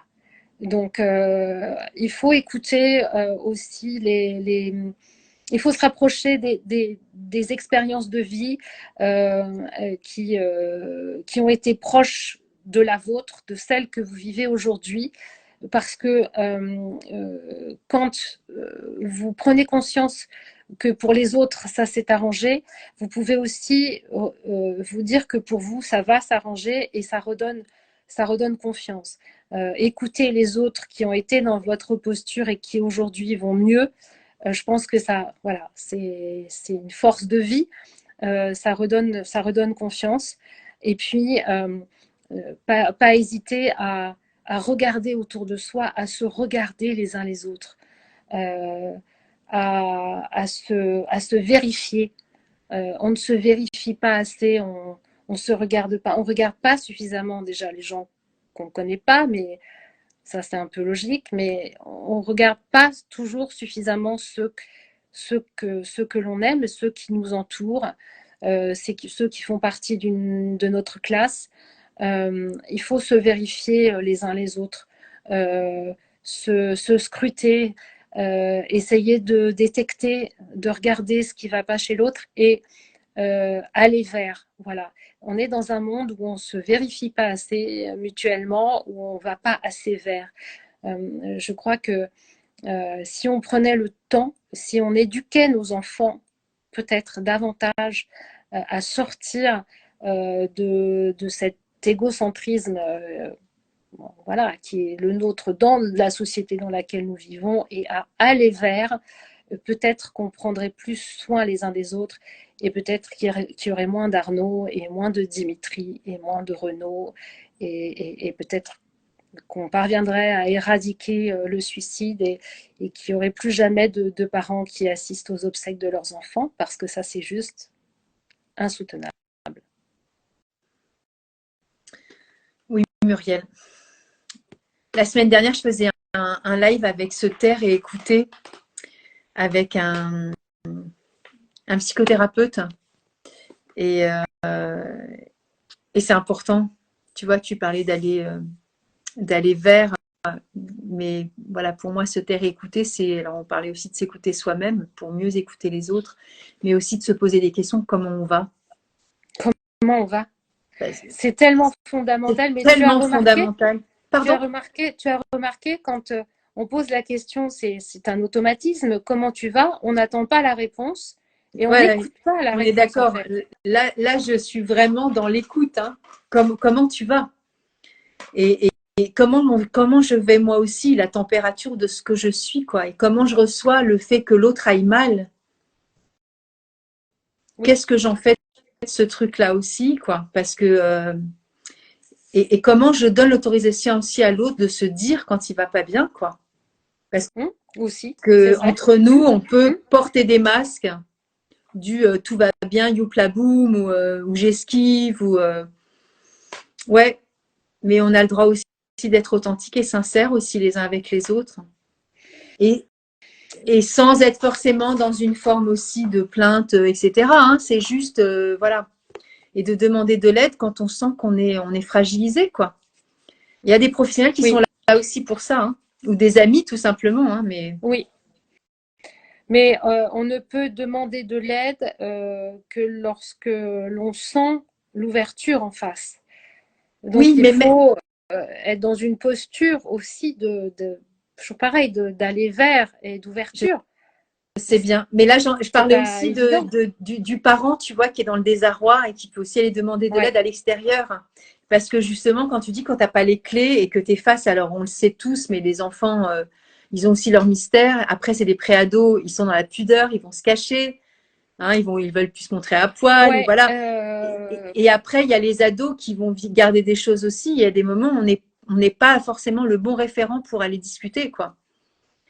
Non, et puis on ne sait pas par quel bout attraper certains sujets de l'âme. Bien sûr. Non plus. Et moi, je sais que c'était pas mon métier. J'ai pas su faire ça. Moi, tout ce que j'ai su faire, c'était donner de l'amour à mon fils, à mes enfants, lui dire que je l'aime à chaque instant. Mais après, j'aurais aimé que quelqu'un me dise, alors regarde, tu vois, là, quand il se passe ça, il faut que tu lui dises ça. Et là, quand il fait ça, il faut pas que tu fasses ça. Ça, faut plus que tu le fasses. Mais il faut plutôt que tu sois comme ça ou que tu sois dans une posture d'écoute. Et là, non, il n'y a pas d'écoute. Là, il faut poser des limites. Personne ne m'a jamais, dans la descente aux enfers d'Arnaud, personne ne m'a jamais tenu ce discours-là. Oui, et en même temps, Muriel, et même pas Arnaud, tu as donné le signe d'avant-coureur c'est pas comme ça que tu dois aussi m'aborder. Il y a des moments où l'autre d'en face, il n'y a pas de code non plus parce que c'est propre de l'adolescence aussi, qui va dire, écoute, c'est bon, fous-moi la paix, je suis pas d'accord avec toi, ou ils vont claquer les portes, etc. Et il y a des moments, il n'y a pas ces signes avant-coureurs du fait qu'on n'a pas forcément les outils et on ne sait pas forcément ce qui se passe parce que c'est dans un total mystère aussi, tu vois, de la relation. C'est pour ça que j'ai écrit ce livre aussi. C'était finalement pour montrer à tous le monde de l'invisible, en fait, celui de la souffrance psy, qui très souvent reste enfermée dans le huis clos des cellules familiales. Oui, c'est le sujet que tu voulais parler aussi, on en avait parlé, tu avais dit de la famille parfaite. Hein. La famille parfaite, voilà ce qui nous est arrivé à nous. On s'aimait pourtant, éperdument, et pourtant, mon fils Arnaud a basculé dans un état dépressif mélancolique qui l'a conduit au suicide. Sous mes yeux impuissants, je n'ai rien pu faire. Il m'a lâché la main et j'ai pas pu le retenir. J'ai pas réussi. Je n'ai pas réussi. Nous avions tout pour être heureux. Bon, famille monoparentale, c'est vrai, mais famille quand même. Pas de problème d'argent, pas de problème de santé, des problèmes de rien, des problèmes de genre normaux, quoi. De la vie. Mais rien de grave. On pourrait dire même presque. Hein, c'est ça. Mais rien de grave. Et pourtant, ça nous est arrivé. Ça nous est arrivé. J'ai eu un enfant qui, parce qu'il était en souffrance psychique terrible, a sombré dans l'addiction aux produits psychoactifs alors qu'il avait 17 ans. Ça m'est arrivé à moi. Ça arrive souvent, partout, dans toutes les familles. Ça n'est pas une question de catégorie socio-professionnelle, c'est pas une question de milieu, c'est pas de la faute des parents, tout n'est pas toujours de la faute des parents. Il faut arrêter. Quand j'entends le gouvernement, pardon, prise de position politique contre mon gré, mais quand j'entends le gouvernement, certains membres dire oui, il faut rééduquer les parents, oui. Ok, dans certains cas extrêmes, peut-être qu'il y a du lâcher-prise du côté des parents, mais on a cette propension à vouloir toujours tout foutre sur le dos des parents, alors que parfois les parents sont impuissants et qu'ils ne peuvent rien faire, rien contre les situations qui arrivent. Voilà, moi, mon fils est tombé dans l'alcoolodépendance, dans la toxicodépendance. Moi, je ne bois pas une goutte d'alcool, je ne fume pas. Voilà. Il n'y a personne dans notre famille et pourtant ça nous est arrivé. Donc pendant ces 3 années d'enfer, soit ce qui se passe quand on a un enfant qui va pas bien, pas forcément addict, mais qui va pas bien, qui souffre et qui pèse sur l'ensemble de sa famille parce que ça modifie complètement les relations intrafamiliales d'avoir un enfant qui va pas bien du tout. Bien et sûr. Comme ça, c'est très compliqué à gérer. C'est très compliqué parce qu'on souffre pour lui, parce qu'on souffre pour les autres membres de la famille, parce qu'on ne sait pas par quel bout l'attraper, parce qu'on a peur qu'il meure. Moi, j'avais peur que mon fils meure tout le temps, toujours. C'est arrivé. Bon, mais j'avais peur qu'il meure en permanence. Et j'ai caché beaucoup ce qui m'arrivait aux yeux du monde, aux yeux de mes proches. J'ai caché parce qu'à force de m'entendre dire « Oh, tu lui as toujours tout donné, il est capricieux », non, est-ce que tu reproches à un type qui a chopé un cancer d'avoir chopé un cancer? Est-ce que tu crois vraiment que c'est de sa faute? L'alcoolodépendance, la toxicodépendance, c'est une pathologie, c'est une maladie. Voilà. Donc, pourquoi est-ce que tu me reproches la toxicologie de mon fils, en fait? Tu ne me reproches pas d'avoir un cancer. Pourquoi est-ce qu'on reproche ça systématiquement aux parents?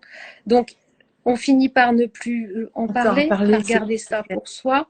Non, parce que les autres ne comprennent pas. Et j'ai voulu, moi, rendre visible ce monde de l'invisible, dire que ça peut arriver à tout le monde et que c'est comme ça et que c'est ainsi et que tout n'est pas toujours de la faute des parents, que parfois on fait face à des situations qui nous dépassent complètement. Moi, j'étais dépassée. Voilà. j'étais dépassée complètement. C'est ainsi. J'ai beaucoup de parents qui m'écrivent, qui me disent mais nous aussi en fait merci parce que nous on est vous en ce moment, on est vous, on vit avec un enfant qui va pas bien, qui a fait plein de tentatives, qui veut pas rester vivant et on a honte en fait. Qu'est-ce qu'on a fait au bon Dieu, comme dirait l'autre? On a honte du regard, on a honte du jugement.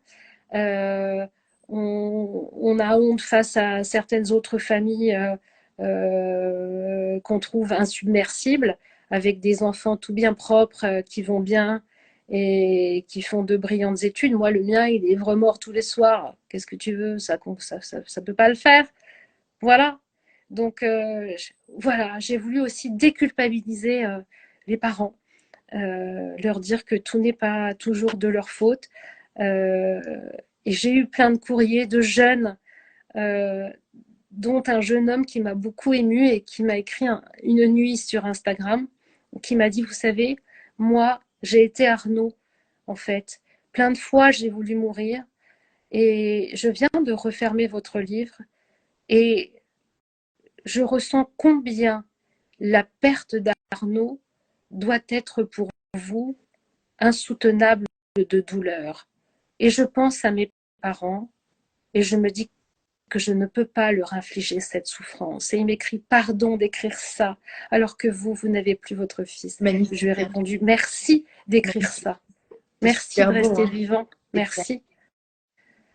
Voilà, je crois qu'il y a plein de choses à faire dans le domaine. C'est insupportable pour moi, les actualités. Et lorsque je vois qu'un enfant a quitté son corps encore, a quitté sa vie, quand je vois des parents désenfantés par suicide, mais aussi beaucoup de chagrin vers les autres parents dont les enfants sont partis autrement, parce que le chagrin est le même, les circonstances sont différentes, mais le chagrin est le même. Je voudrais tellement que dans un monde meilleur, nos enfants ne pensent plus à mourir. Voilà. C'est ce que dit Sarah Pandolfi. Tu as tellement raison. Et même si mon fils ne s'est pas suicidé, j'ai vécu les mêmes choses. Bien sûr, c'est la même souffrance. C'est le même chagrin. Ce sont mes frères et sœurs de douleur, les mamans lumineuses et les papas aussi, même si voilà, il y a toutes les formes de deuil, toutes causes confondues. Ce qui nous réunit, c'est l'intensité de la souffrance et du chagrin. Voilà. Et je les aime, évidemment. Je pense qu'elles te le rendent bien aussi. Oh oui. Elles sont là. C'est ça aussi l'entraide. C'est l'entraide pour nous, les parents post-mortem. C'est se serrer les coudes et se tenir la main pour rester vivant. Voilà. Et c'est grâce à toutes ces associations. Je remercie l'association Phare Enfants Parents. Je remercie infiniment les mamans lumineuses et les papas aussi, Caroline Chevalier, Sandra et puis toutes les autres, et Hélène. Parce que grâce à elles, moi je suis vivante aujourd'hui, je suis survivante. Voilà, grâce à elles, j'ai envie de continuer à exister parce que je sais que j'ai une nouvelle famille, une famille de chagrin, c'est vrai, mais une famille vers laquelle les liens, avec laquelle les liens sont d'une intensité telle. En fait, je ne savais pas qu'on pouvait entretenir des liens aussi forts avec des gens sur Terre avant de rencontrer toutes ces belles personnes-là. Je ne savais pas. Et la mort d'Arnaud a fait que j'ai appris à les connaître et à tisser ce type de lien d'une profondeur incroyable.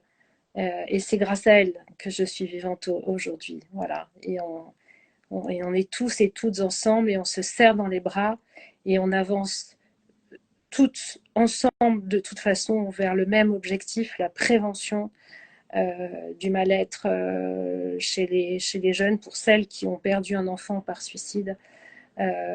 Et moi, je suis de tout cœur avec toutes les autres mamans qui ont perdu des enfants par accident, comme Sandra.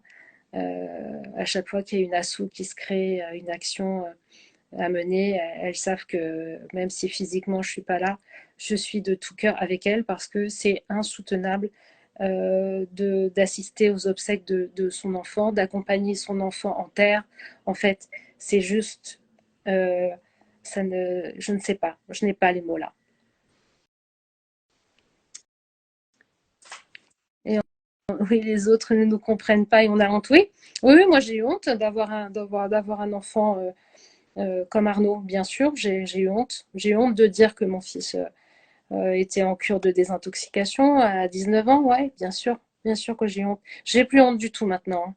J'ai plus honte de rien, plus peur de rien, même pas de la mort.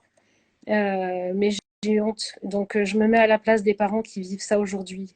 Je sais ce que vous dites, ce que vous expliquez, parce que moi je l'ai vécu. Et si l'entourage était un peu plus conciliant, un peu plus bienveillant, on aurait moins honte. En fait, c'est toujours pareil. Hein, c'est toujours les mêmes, le même vœu que je formule, aller vers, se vérifier, se regarder, et dans les yeux, essayer de comprendre ce qui ne va pas et le formuler, et juste dire, si tu as besoin, tu sais, je suis là, c'est tout. Voilà. Ne pas rentrer dans le détail avec quelqu'un qui va pas bien, c'est pas la peine, mais au moins lui dire, je suis là. Si tu as besoin, je suis là. D'ailleurs, il y a une application qui s'appelle Dites je suis là, qui permet aux proches de trouver les clés pour venir en aide à celui qui va pas bien. Donc il y a plein de choses qui se mettent en place, et c'est pour le bien. Et le 31-14, c'est une merveilleuse avancée. D'ailleurs, ils sont débordés d'appels téléphoniques, hein, ce qui prouve quand même que les gens vont pas bien. Et ça sauve des vies tous les jours, avec des écoutants au téléphone qui rattrapent les gens par un cheveu, quoi, juste avec un mot, sur le bord d'une fenêtre, juste avec un mot. Moi, ça m'impressionne énormément. Mais c'est très je trouve que ces gens-là devraient avoir le salaire de Monsieur Mbappé aujourd'hui. C'est clair. Que je trouve que c'est tellement incroyable. Et voilà, et s'ils avaient existé, bon, bah, peut-être que certains de nos enfants seraient encore là. Je ne sais pas. Mais en tout cas, préservons notre bien commun, notre jeunesse, les enfants des autres qui sont aussi les nôtres. Voilà. Carrément. Bon, il y a une question un petit peu décalée sur l'ouverture des fleurs de bac et combien elles se conservent après ouverture. Moi, ça m'intéresse. Ouais, merci Kevin, mais bon, c'est pas vraiment le sujet, mais bon, bref, une fois que c'est ouvert, non, mais bon, bref, ça me fait rire. Faut que tu réponds. Il y a une date de péremption sur, bah là j'ai montré du rescue, mais sur les fleurs de bac c'est pareil. En général, tout ce qui est vendu en pharmacie ou dans les boutiques, il y a toujours une date de péremption. C'est pareil sur les œufs, c'est pareil sur le jambon, c'est pareil sur les paquets de pâtes en fait. Hein. Donc les fleurs c'est pareil. Il faut chercher un petit peu. Hein.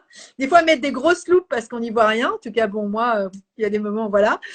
Et normalement c'est 5 ans. Alors c'est pas 5 ans après ouverture, c'est 5 ans point barre. Ouvert ou fermé. C'est écrit, donc il faut pas aller au-delà. Tout va bien. T'as répondu? Ouais, j'ai répondu. Bah oui, je vais pas le laisser parce qu'il va dire ouais, je suis passée live, elle a pas répondu. Non mais attends. Ouais, c'est un scandale. Et du coup, bah, je vais remonter un peu. Il y a quelqu'un qui a parlé tout à l'heure d'une association. Alors merci, hein, Christelle est beaucoup intervenue. Voilà, c'est tellement juste ce que tu dis, Muriel. Voilà, il y avait Sarah. Oui, Sarah, je l'ai déjà lu. Donc, du coup, Agathe qui s'en allait. Nathalie qui disait nous voulions porter plainte et justement il y avait eu des suicides dans cet hôpital mais nous n'avons pas plus l'énergie pour le faire. Mais oui. Et ouais, c'est tellement compréhensible. Sûr. Et des fois on pourrait se dire mais vraiment à quoi bon, de toute façon le mal est fait et après on peut être animé, après on peut être porté, et puis il y a un temps pour tout. Et des fois, c'est pas la solution, et des fois, c'est la solution. Donc, on n'en sait rien. Exactement. Donc, il faut faire ce que nous dit notre cœur, et c'est OK. Hein. Nous voulions porter plainte aussi. Nathalie dit pareil. Je suis tellement émue par votre histoire et en colère, dit Patricia. Nathalie qui dit avant, une psychiatre un jour a eu l'occasion d'un entretien en famille, m'a hurlé dessus en me disant que j'étais responsable du mal-être de Renaud. Un souvenir terrible. Oui, Ouais. tu vois, Oui, il y a plein Nathalie. de témoignages comme ça. C'est terrible. Nathalie, on C'est en a terrible. déjà parlé avec Nathalie, c'est l'horreur. Oui, C'est moi, l'horreur. on m'a dit aussi, un abruti de psy m'a dit, oh, vous n'avez qu'à arrêter de le mettre sous cloche et tout ira mieux. Eh ben oui, bien sûr. Mhm. Ben oui, parce qu'en fait, c'est ce que je disais au téléphone le jour avec toi, il y a cette sacro-saint de pouvoir de la mer, en fait. On a pouvoir sur tout. Nous aussi, on fait ça, il se met à pleuvoir. ça. On fait ça, il y a du soleil. C'est ça. C'est bien connu. C'est ça. On fait ça, il y a de l'argent qui pousse du sol. Enfin, on est Mais quand bien même des, sûr, on bien est des sûr. super mamas quand même. Hein. C'est un truc Bah de oui, fou. parce qu'une quoi. mère, ça doit faire quoi? Ça doit protéger. Mais au-delà C'est ça, de la protection, là pour moi, c'est le rêve infantile de la posture de l'enfant dans le corps d'un psychiatre, psychanalyste, etc., qui va avoir ses regards de toute puissance sur la mère. Mais ils se comportent comme des mômes de 4 ans quand ils disent ça. Non, mais excuse-moi, complètement. mais tu vois, j'ai pas fait d'études de psycho, mais à un moment donné, il faut arrêter, quoi. C'est l'enfant qui demande, qui regarde son parent comme ça. Mais du coup, le psychiatre, le psychanalyste, le psychologue, alors pas tous, hein, mais ces personnes-là en particulier se mettent dans des postures d'enfant. On ne peut pas demander tout pouvoir à la mère et au père, c'est impossible en fait. Il faut arrêter là. De toute façon, ce comportement-là, si tu veux, c'est logique, eu égard au temps consacré à la consultation. C'est-à-dire que quand tu prends 20 minutes de ton temps à découvrir l'histoire d'un jeune homme de 17 ans et que tu en déduis je sais pas quoi en 20 minutes, c'est impossible de poser un diagnostic en 20 minutes. Hein. Enfin, je crois que n'importe quel psychiatre de qualité le dirait. Le gars qui fait venir les parents dans le cabinet, quand même, j'ai dû avoir le droit à ça une fois ou deux, et qui te dit au bout de 20 minutes de découverte d'Arnaud, si vous arrêtiez de le mettre sous cloche, ça ira mieux. Mais c'est parce que Arnaud avait dû lui dire oui, parce que moi, j'ai pas le droit de sortir, machin. Bien c'est sûr. Ça. Mais qu'est-ce que tu allais investiguer dans l'esprit de mon fils qui te permette de dire ça? Tu as juste écouté ce qu'il avait à te dire, tu n'en as tiré aucune conclusion, si ce n'est conclusion basique que c'est lui qui avait raison. Et tu viens à moi me dire, alors que je t'explique que j'ai un enfant en situation de toxicodépendance, tu viens me dire qu'il faut que j'arrête de le mettre sous cloche. Mais c'est abracadabrantesque, ça n'a ni queue ni tête en fait. C'est insensé. Ça n'a aucun sens. C'est vraiment insensé comme discours. Ça n'a aucun sens. Ça n'a aucun sens. C'est dangereux. Et c'est dangereux. En plus, parce que on passe à côté, c'est complètement... c'est surréaliste. Ces gens-là sont complètement passés à côté de l'histoire d'Arnaud, de ce qui se passait dans la tête, dans sa tête, d'un diagnostic à poser. Tout simplement, ils sont passés à côté.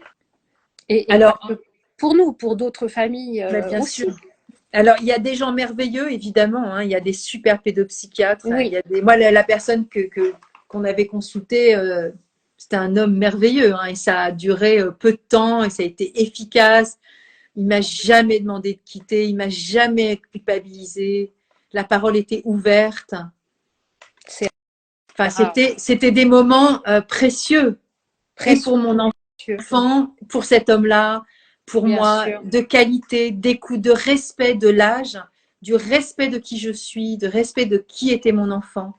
Nous étions bien dans sûr. Le respect de ce qu'il avait aussi à nous éveiller, dans cette écoute-là, de ce partage, de ces silences, de ces mots, dans le non-verbal, dans tout. Il y a des gens extraordinaires, encore heureux. Mais ça existe. Et ouais, ça existe. Mais il y a des gens et il y a des poignées. Mais comme dans toute corporation, c'est pas parce qu'on brandit un diplôme qu'on est dans cette omniscience d'hyper-compétence. Non. C'est vrai sur sauf que là, on joue avec des vies On quand est même. d'accord. Donc, Mais c'est le jeu de ces métiers-là, justement. Excuse-moi, mais quand je dis que j'ai vraiment le sentiment que ces personnes, quand elles stigmatisent le rôle de la mère, de cette toute-puissance de la mère, excuse-moi, mais j'ai pas travaillé sur Freud, tu vois, j'ai lu 2 bouquins de Freud, hein, mais il faut pas avoir fait 15 ans de psychanalyse pour comprendre. mais c'est toujours la faute des mères. Pour certains, excuse-moi, mais là, il y a un gros problème. C'est toujours la faute des mères. Moi, on m'a dit plein de fois, couvez trop, je vois pas le rapport, couvez trop, mis sous cloche, tout céder. Enfin, c'est des terrible. discours complètement à côté de la plaque. Complètement. Et du sans coup, avoir pris le temps d'écouter notre histoire en surtout. plus, hein, d'écouter mon point de vue. On est d'accord. Mon point de vue sur notre histoire. Incroyable. Incroyable, je suis d'accord. Et là, il y a marqué au petit coquelicot qui disait, alors j'espère qu'elle est toujours là, l'association La Maison Perchée aide à cela. Et du coup, tu étais en conversation par rapport à quelque chose de très singulier. Et donc, parce qu'elle parlait avant, elle disait, tant que le jeune mineur n'a pas de symptômes jugés suffisamment importants, il n'hospitalise pas. Moi aussi, j'ai été outrée de certains discours et après, elle rajoute après. Et donc, l'association que je viens de citer. La Maison Perchée. La Maison Perchée, exactement. Merci de me rappeler la mémoire. Donc, aide à cela. Mais du coup, si vous le voulez bien tous, du coup, je vais te demander tout ce que tu as dit, l'email, le numéro, l'article de Barbara, tout ça. Tu vas mettre tout ça dans un truc comme ça en DM et je mettrai. Tu pourras diffuser. Exactement. Et je mettrai tous les liens dessous. Hein. Oui, c'est complètement hallucinant et sidérant, total. Ça, c'est ce que disait aussi Christelle tout à l'heure. Voilà. Et puis, pareil, Sandra, je ne sais pas si elle est toujours là, mais je me souviens de ce passage. J'étais tellement en colère en lisant ça. Donc, je ne sais plus de quoi ça parle, mais bon, c'était dans le mouvement, mais je ne pouvais pas t'interrompre, hein, c'est pas possible. Voilà, il y en a qui s'indignaient, c'est juste pas possible. Il n'y a plus de psychiatre, ça va devenir dangereux, etc., etc. Donc, il y a eu beaucoup d'interventions. Je suis choquée. Et c'est de là-dessus. Et c'est au-dessus de l'entendement. J'arrive pas à lire, je suis désolée. Hein.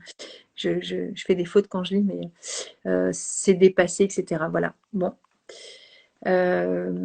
Voilà. Je pense qu'on aura d'autres occasions de refaire quelque chose ensemble, Muriel. Hein, on en a parlé au téléphone. Oui. Avec, voilà, si le phare est OK ou pas, ou voilà, puis si après ça se fait pas, ça se fait pas. Hein. Moi, je me sens encore une fois, je suis pas justicière, sympa le lapsus, mais c'est pas mal. Justifière. Ouais, je suis un peu fière quand même d'avoir pu tu peux être justifière quand même. Ouais. Mais fière pas dans de ces bels entretiens qu'on a eu ensemble. Ouais, voilà, c'est une fierté qui est plus de l'ordre de la joie du partage, de pouvoir, tu vois, mettre tous ces liens, comme tu le disais, de parler, de libérer la parole, de dire. Et Sandra le disait tout au début. Alors je sais pas, elle disait pas dans ces termes, il faudrait que je scrolle, mais le fait, puisque tu parlais du mot suicide qu'il faut vraiment nommer et c'est normal qu'il y ait une forme de pudeur aussi par moment, mais de se réapproprier aussi les mots, etc.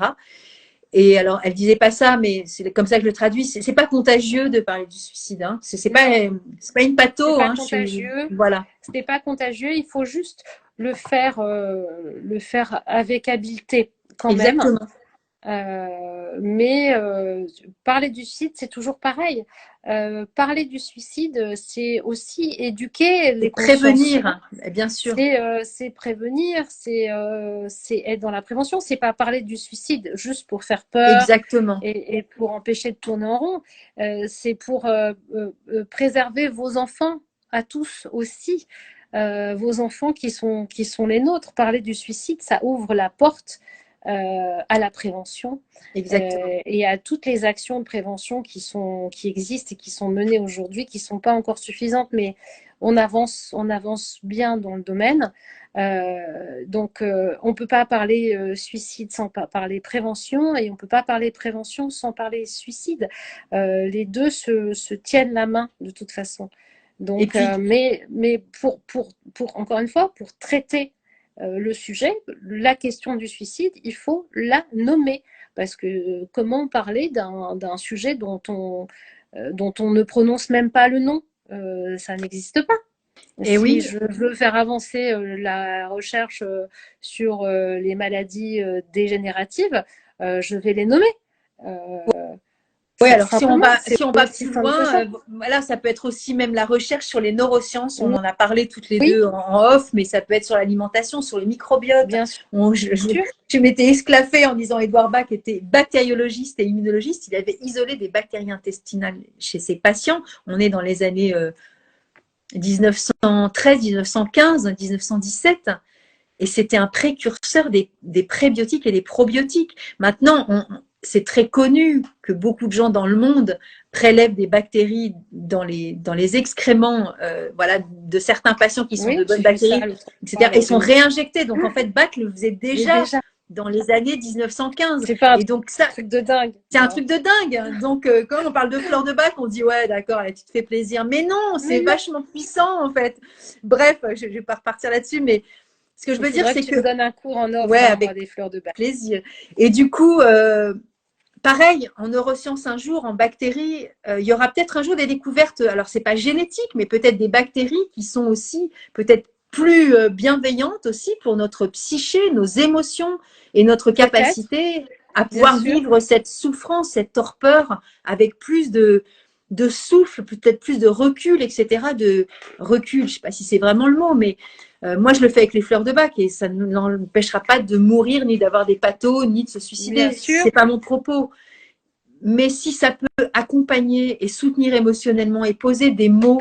Moi, je me rappelle, j'en avais déjà dit sur un live avec une sage-femme et ostéopathe, une ancienne sage-femme ostéopathe avec laquelle je fais des lives. J'avais une de ces anciennes patientes qui m'avait consulté, qui avait pris un rendez-vous avec moi en fleur de bac pour ça. Et c'était une jeune adolescente, 18 ans, et qui avait des troubles alimentaires. Je ne suis pas nutritionniste, ni pédopsie, je le répète, hein, mais bon, ni conseillère en nutrition, quoique j'ai fait 2 ans de naturo, mais voilà, c'était pas du tout le sujet. Moi, j'étais là juste pour l'écouter, en fait, avec les émotions, avec les fleurs de bac. Eh bien, cette jeune femme m'a dit, qui était aussi dans une grande souffrance, me disait, et d'emblée, je lui ai dit, je sais, bon, après, j'ai demandé l'autorisation de la tutoyer, hein, mais je sais que tu as dû entendre des vertes et des pas mûres et répéter ton histoire. Depuis ce temps, ça faisait des années qu'elle consultait des gens. Hein. Et à la fin de l'entretien de Fleur de Bac, elle m'a dit, j'ai l'impression que c'est la première fois que je suis vraiment entendue et écoutée. C'est incroyable. C'est hein. incroyable tu as pris le temps d'écouter. Ben, voilà, t'es tu et tu l'as écouté. sa maman, voilà, avait fait la démarche aussi, tu vois, mais en même temps, je veux dire, qu'est-ce qui a animé aussi cette jeune personne pour dire, ok, moi, je veux bien tenter le coup avec les fleurs, et qu'est-ce qui fait qu'à un moment donné, on a aussi déroulé le fil avec une autre écoute qui n'est pas psychanalytique aussi, et qui a été aussi aidant et soignant dans le sens prendre soin de cette personne-là à un instant T de sa vie. Et ça ne veut pas dire qu'elle est en thérapie avec moi sur 6 mois, 3 mois, thérapie brève, gna gna gna. Ça fait partie aussi du package de l'accompagnement, de la psychothérapie, de la psychologie, de la psychiatrie, etc. On peut aussi faire les deux sans problème, en fait. Hein. C'est pas, l'un il n'y a pas de lutte complémentaire de l'autre. Carrément. Et évidemment, on n'arrête pas de ses médicaments quand on est à un degré de souffrance. Il y a des moments, il faut bien sûr. anesthésier le cerveau pour pas passer à l'acte, pour pas sûr. vriller dans son cerveau tellement la souffrance est intense. Donc, les médicaments sont nécessaires. Oui, on ne dit pas qu'il faut éviter de prendre des médicaments, c'est juste un complément. Exactement. Voilà, Complètement. Voilà. Et du coup, demain soir, je fais le petit teasing pour demain. Demain. C'est avec notre chère et tendre Christelle. Christelle Rouchon, qui sera avec moi à 20h, comme ce soir, et qui elle aussi a l'expérience du suicide. Exactement, de son fils aussi, qui est un garçon. Et ce sera un autre témoignage, c'est son histoire aussi. Et donc, elle est présente au cœur de notre sensibilité. Et il y a des actions qui seront nommées. Et du coup, je vais faire presque un teasing pour après, Christelle, si tu m'autorises. On a décidé de faire un live aussi sur sur quelque chose de particulier aussi, qui est la journée de la sensibilisation aussi au harcèlement. Bien sûr. Voilà. Et, Une belle et on refera. initiative. Exactement. Et donc, on va se retrouver à plusieurs reprises sur différentes thématiques, mais ça touchera toujours la sphère des parents, des enfants en détresse, en désarroi. Et, merci. Hâte de Hâte de, retrouver de vous demain retrouver aussi. demain. Ouais, ça va être chouette. Et on refera des teasings ensemble, Christelle, avec toutes les annonces. Mais voilà, je dis ça, je dis rien, mais en même temps, si vous avez envie de partager cette vidéo que je vais mettre sur YouTube et je vais, pareil, taguer tout le monde sur Facebook. Tout le monde n'a pas YouTube, tout le monde n'y va pas, tout le monde. Mais ceux qui sont sur Facebook, qui verront l'info, ils iront peut-être regarder. Ça leur donnera des pistes de réflexion. Et puis voilà, c'est presque un appel au secours, en fait, hein, pour toutes ces mamans, ces papas, ces frères, ces sœurs qui ont perdu aussi un des membres de leur cœur. Leur cœur continue à battre, mais il y a des parties qui sont fêlées et qui sont déchirées à vie. Donc Oui. voilà. C'est certain, mais François Cheng, que j'aime beaucoup, qui est un philosophe dont j'aime énormément les textes et la philosophie, a écrit que même si la mort a cette chose complètement insurmontable, insurmontable et inconcevable et terrifiante, il faut quand même continuer à vivre pour la part de vie de ceux qui sont partis et qu'il leur restait à vivre. Une jolie phrase. Merci Muriel, tu sais à quoi ça me fait penser? Tout à l'heure, tu as dit « je suis un survivant ». Ah oui. Survivante. Et moi, tu sais ce que j'ai vu? J'ai vu comme Superman. Oh là tu sais? Là, non. Non, mais comme tu sais, quelqu'un qui va survivre, c'est-à-dire qu'il va vivre 2 fois aussi, tu vois? Comme quelqu'un qui était capable de donner double ration de vie, en fait, tu vois? C'est l'image que j'ai eue. Continuer à vivre et pour la part de vie Exactement. de celui qui est parti et qui n'a pas eu le temps de vivre et qui reste quand même à vivre. Parce que quand on part à 20 ans ou peu importe, de toute façon, les parents à vie, hein, même quand on perd un enfant de 45 ans, on reste son parent, peu importe l'âge.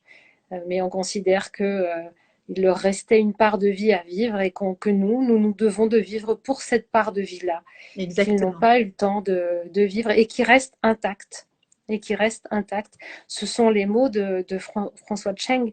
C'est lui qui m'a sauvé la vie 3 semaines après la mort d'Arnaud, lorsque je suis tombée sur l'un de ses textes, où il décrit que la mort d'un être cher est une sidération et la mort d'un enfant quelque chose dont on ne se remet jamais, mais qu'il faut quand même continuer à vivre pour la part de vie de celui qui est parti trop tôt et qui reste intact.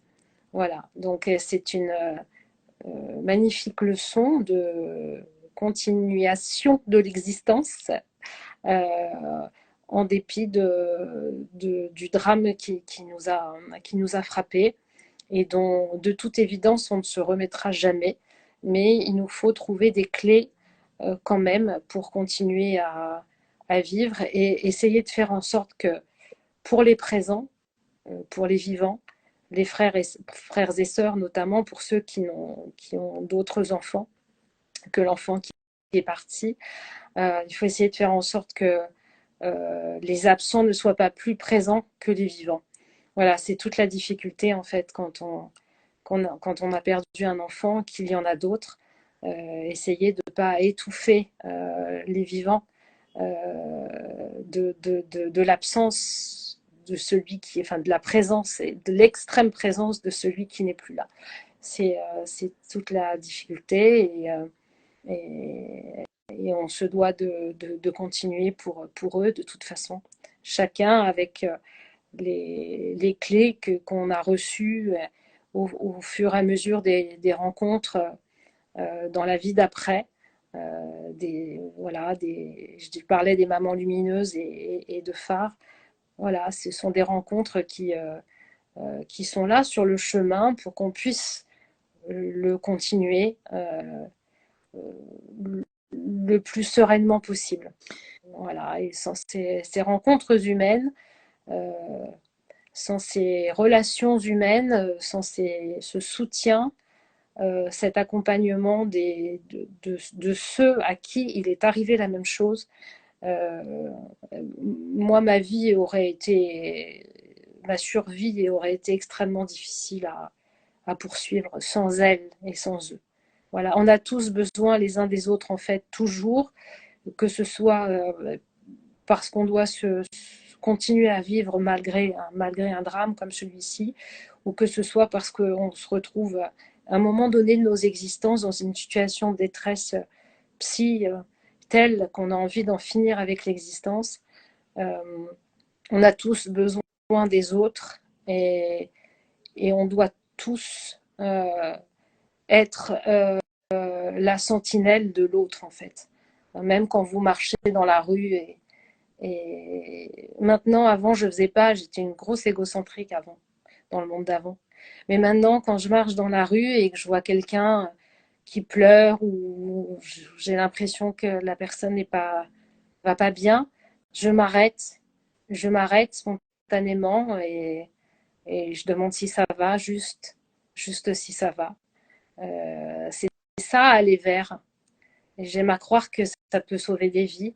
J'aurais aimé qu'on fasse ça pour Arnaud au moment où il a eu envie d'en finir. J'aurais aimé qu'on fasse ça pour tous nos enfants qui, à un moment donné, ont eu envie d'en finir. Qu'il y ait quelqu'un qui leur dise comment tu vas et toi, comment ça va. Voilà, donc prenons soin les uns des autres. Carrément. C'était le mot de la fin. Ouais. Mais on a besoin de ce care, justement, tu vois. On a besoin de prendre soin de nous, de prendre soin des autres, mais dans dans un soin authentique et sincère, de se sentir écouté, et là où on se sent protégé, aimé, et même si on ne peut pas faire pour l'autre, parce qu'on restera toujours dans son intimité avec sa douleur. Mais juste demander comment ça va et est-ce que je peux t'aider. Exactement. Et si tu as besoin, voilà où tu peux me trouver. Carrément. C'est juste ça. C'est ça la bienveillance, en fait. On manque tellement de bienveillance. C'est vrai. Et ben écoute, ce soir c'était super bienveillant et merci beaucoup, il est 21h50, de nous avoir permis c'est de nous exprimer, Christelle, demain et moi aujourd'hui sur la thématique du suicide. Ouais. Merci pour nos enfants partis, merci pour nos enfants vivants. Complètement. Merci beaucoup. À toi. Merci pour les parents qui nous ont écoutés, pour ceux qui vont pas bien, pour ceux qui vont bien, pour ceux qui ont peur que ça arrive, pour ceux chez qui ça n'arrivera jamais. Ceux à qui c'est arrivé dans des générations antérieures aussi. Dans la généalogie, il y a aussi des personnes qui se sont suicidées. Et des fois, on a cette forme de croyance aussi superstitieuse, voire des fois un peu surréaliste et infantile, de se dire, bon, bah voilà, ça va se reproduire. Non, pas nécessairement. Et en tout cas, de le parler, c'est mieux que de l'éviter et de faire comme si ça n'avait pas existé. Toujours, je suis d'accord. Ces aïeux aussi, ils ont besoin aussi des fois d'être réconciliés dans leur partie aussi, dans leur vie d'avant, puisqu'on y pense à ces aïeux, c'est qu'ils sont bien présents finalement en nous, d'une certaine façon. C'est vrai, on n'y pense pas assez, enfin, on fait pas assez de connexion. Très important de penser à notre psychogénéalogie, d'où l'on vient, et s'il y en a eu des personnes suicidées, il faut aussi des fois les aider à ce que ce soit plus cool et que ça puisse aussi passer par une forme d'ouverture de cœur aussi. Christelle, merci infiniment. Merci à tous ces enfants. Et il faut garder espoir, mais complètement, Christelle. Mais on garde espoir, bien sûr, Christelle. Donc, je compte sur toi, Muriel, pour me donner tous les liens. Je te donne ça. Je vais faire la vidéo. Là, demain matin, c'est bon? Ouais, je vais le mettre. Je vais commencer à faire le montage et puis je vais mettre ça... merci Sarah qui nous remercie gentiment. Pensez à tous ces enfants au ciel et de la terre avec tous ces petits cœurs d'amour que vous envoyez super gentils. Vous êtes trop gentils. Vous êtes trop gentils et du coup, je suis très touchée et on va continuer à être en lien tous ensemble. Avec plaisir. À travers cette vidéo et autres. Merci d'avoir consacré cette séance d'aujourd'hui à cette thématique-là. C'est un vrai bonheur. Merci beaucoup, Nathalie. Merci beaucoup à vous tous. Bonne soirée, Muriel. À bientôt à tous. À très vite. Bonne soirée.